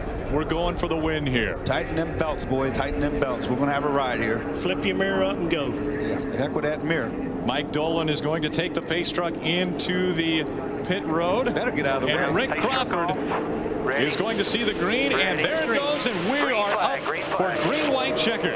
Terry Cook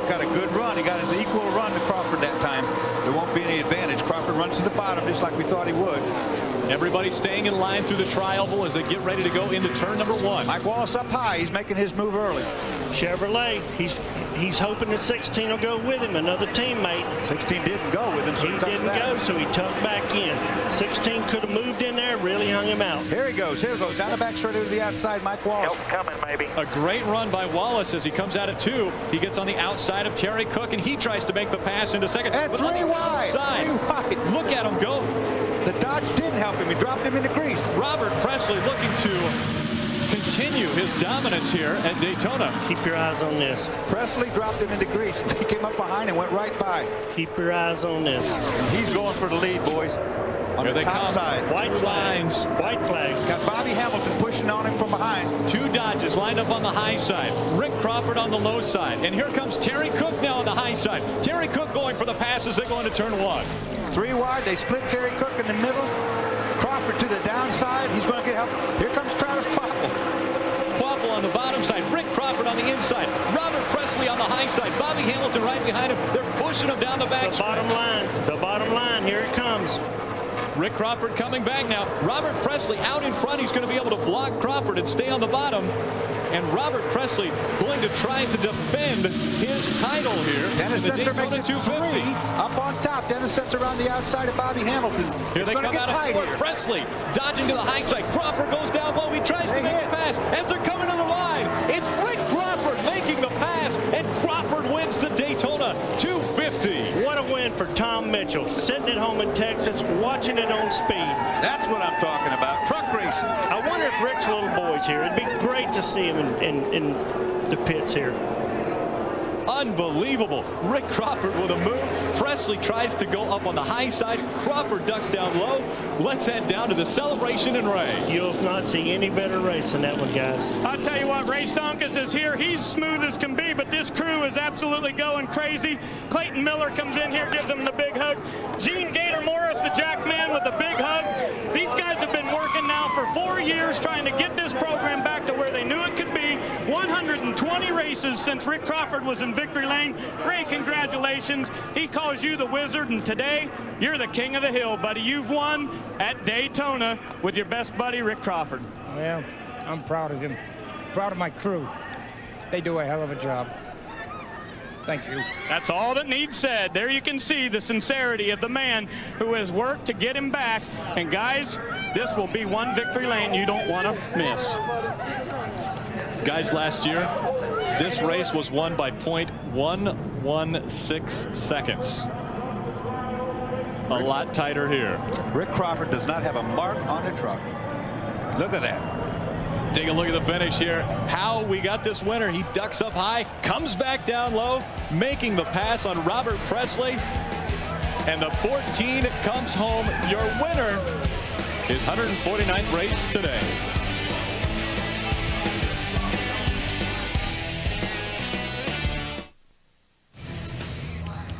Speed Channel's coverage of the NASCAR Craftsman Truck Series Florida Dodge Dealers 250 is brought to you by Craftsman, the official tools of NASCAR and NHRA. Ladies and gentlemen, we are now into post-race, and let me tell you, my heart can't handle much more of race. We got to get into post-race. It's the NASCAR Craftsman Truck Series post-race on Speed. Let's head down to Phil Parsons, who's with second place Travis Kvapil. Travis, first of all, great run. And you were running fourth going into that last lap. Tell us about that last lap. I don't know. It all went real fast. I had a, we had talked to, I'd go with Mike on the last lap, getting into 3 on the outside. All day long, the bottom groove was where it was. If you went to the outside, you were stuck out there, and it looked like the bottom groove would just keep digging. So I wanted to stay on the bottom as as long as I could, and I was hoping I could work with Mike, go on the outside in the last lap. He went early, and I didn't want to commit myself to go out there that soon. But so I tell you what, we come to the white, and I thought the 29 was going to win. Then I thought the 59 was going to win. I just stuck to the bottom with the 14 truck. I knew that's where I needed to be, and shoot, we got 2 wide coming off of 4, and I got a hell of a run. Mark Smith horsepower sucked up real good, and I just threw it to the outside and took what I could get, and I'm happy. Second place out of the box. It's the best place, best run I've had here in my whole career, and it's the best truck I've sat in a long time. I want to thank Express Motorsports and IWX for putting me in this thing. Travis Quapple, great run in second. Now let's go to Victory Lane and Ray Dunlap. Here we go. Ladies and gentlemen, there are very few drivers that have the tenacity to go 120 races in between victories. Today is Rick Crawford's 149th consecutive start. He leads all active drivers in the Craftsman Truck Series. And Rick Crawford, you, my man, and this guy are winners at Daytona International Speedway. What do you think of those words? This is Adam, his son. What do you think of that? You're a winner at Daytona, buddy. You know, I went on that trip to Bosnia the other day, and all I looked at was that ring when Mike Wallace had, and he won the Daytona 250. And I asked him what it was for, and he told me, and I said, well, when we flew into Sicily, there's a truck out there directing planes, and it said, follow me on the back of it. And I said, boys, when we get to Daytona, I'm driving that truck, so follow me here. Great job by Ray Stonkus, all the Circle Bar Motel and RV Park crew. Tom Mitchell, can't say enough about him. Strategic Air Command, on board this weekend, representing them well. And can't believe it. Here comes our owner now. Great.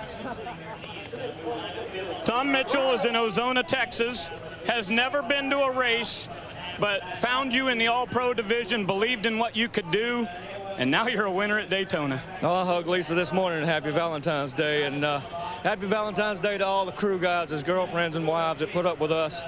They worked hard all winter, even through Christmas. And I told her this morning, I said, Rick Crawford couldn't be who he is today without you. So thanks, Mr. Mitchell and Lisa, the whole Mitchell family, for doing what they do for me. Wait till you see this last lap of this race. You had a good lead when the green came. All of a sudden, we look down the backstretch, and there's 5 guys up above you, a bunch in front of you, and somehow you won. How in the world did you do it? Well, we went off into 3 in a 59 truck. We've been drafting together in practice. I got a good tow from him, and then off the corner, he went to put on a block on me, and I had the inside line. Then I knew the old Allen Vigil Ford engine there pulled up good on the bottom, and we beat him to the tri-oval. What kind of a celebration will there be tonight? This is Victory Lane, Daytona. We're going to be here all night long. All right, that's Rick Crawford, guys. And in Mobile, Alabama, there will be Rick Crawford Day on Tuesday. It just became official. And here are the results of the Florida Dodge Dealers 250. Rick Crawford getting that victory that he's waited oh so long for. Travis Quapple coming home second, and a great pass by Travis Quapple to get to second, guys. It was. And don't find out Robert Presley out of nowhere comes storming up with that Dodge. I thought he had it there for a minute. You see 11 through 20 here. Bobby Dotter, Matt Crowder. Ed Barrier with a great run with all the problems that he had. The black flag is coming out for Ed Barrier, and he still finishes 13th. Couldn't keep her in bounds. Well, Chad Chaffin's head got tore up. Tina Gordon right there at the end, unfortunately, got into Bill Lester after he blew the tire. Carl Edwards was leading this race, got spun around in front of us and out of the race. There you see David Starr finishing last in this one. We saw him go out early on in the short little problem. We take a look high atop Victory Lane here at the Daytona International Speedway as we celebrate Rick Crawford's victory in 2003. Welcome back to the NASCAR Craftsman Truck Series post-race show as the celebration continues in Victory Lane. Let's head to Phil Parsons, who has 3rd place Robert Presley and 4th place Bobby Hamilton. Robert, last year he was your truck owner, and this year it looked like he was going to push you to victory. I thought you had it. He's pushed us 2 years in a row, but we just come up short. Just got to thank all the people at Dodge for making this possible, Jim Harris Trucking, and, you know, we didn't have a truck that can win today, but a little experience there at the end, and team Bobby, team Mopar behind us there giving us push. We thought we had it, but all them Fords and Chevrolets teamed up and got a big gap and let them get a run at me. And I mean, we could have come across on our roof maybe, but it wouldn't have been pretty.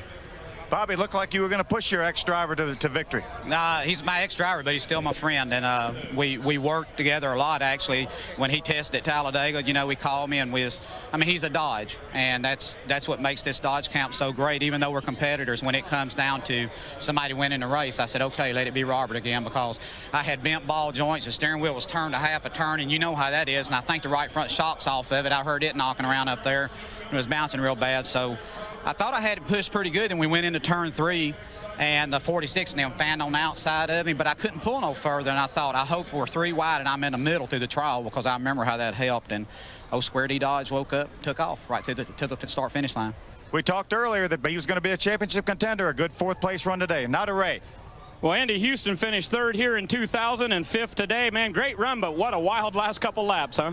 It really was. And, you know, anytime you go green-white checkered in this NASCAR Craftsman Truck Series, it usually ends up getting pretty wild, and no exception. The outside wasn't the place to be, really, the biggest part of the day, but the reason it worked there on those last restart is the draft wasn't really working all that strong, and them guys got good restarts on the outside. And, you know, I lined up 5th on the restart. I decided to stay on the bottom, and, you know, we ended up 5th. So never really got ourselves in position to where we could challenge to try to win the thing there at the end. But all in all, it was a good day for Lufkin Pro Series and Spawn Divots, everybody that helped us out this weekend. You know, we're trying to put some full-time sponsorship together for this deal to run a full schedule. And, you know, coming out of here 5th in points and going to Darlington, we'd surely like to do that. Okay, that's Andy Houston finishing 5th today at Daytona. Phenomenal race to start off the season. Just 27 thousandths of a second separate 1st and 2nd.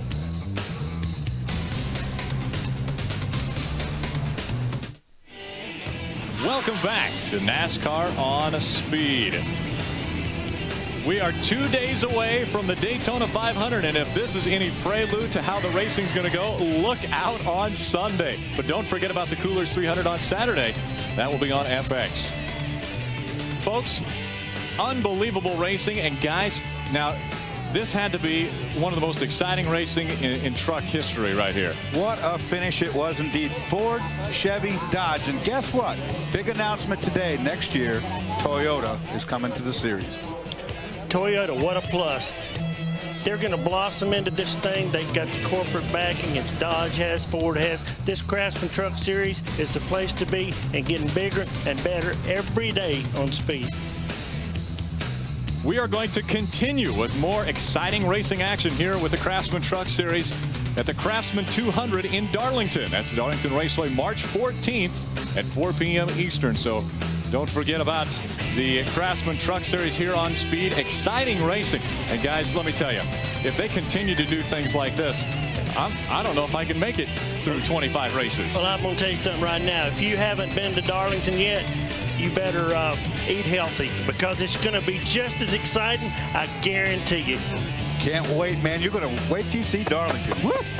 Trucks at Darlington. We had great racing here. Some people are going to enjoy the successes. Others will have to go with the sorrows. It all happened here on Speed. We appreciate you coming back and joining us for all 25 races here on Speed.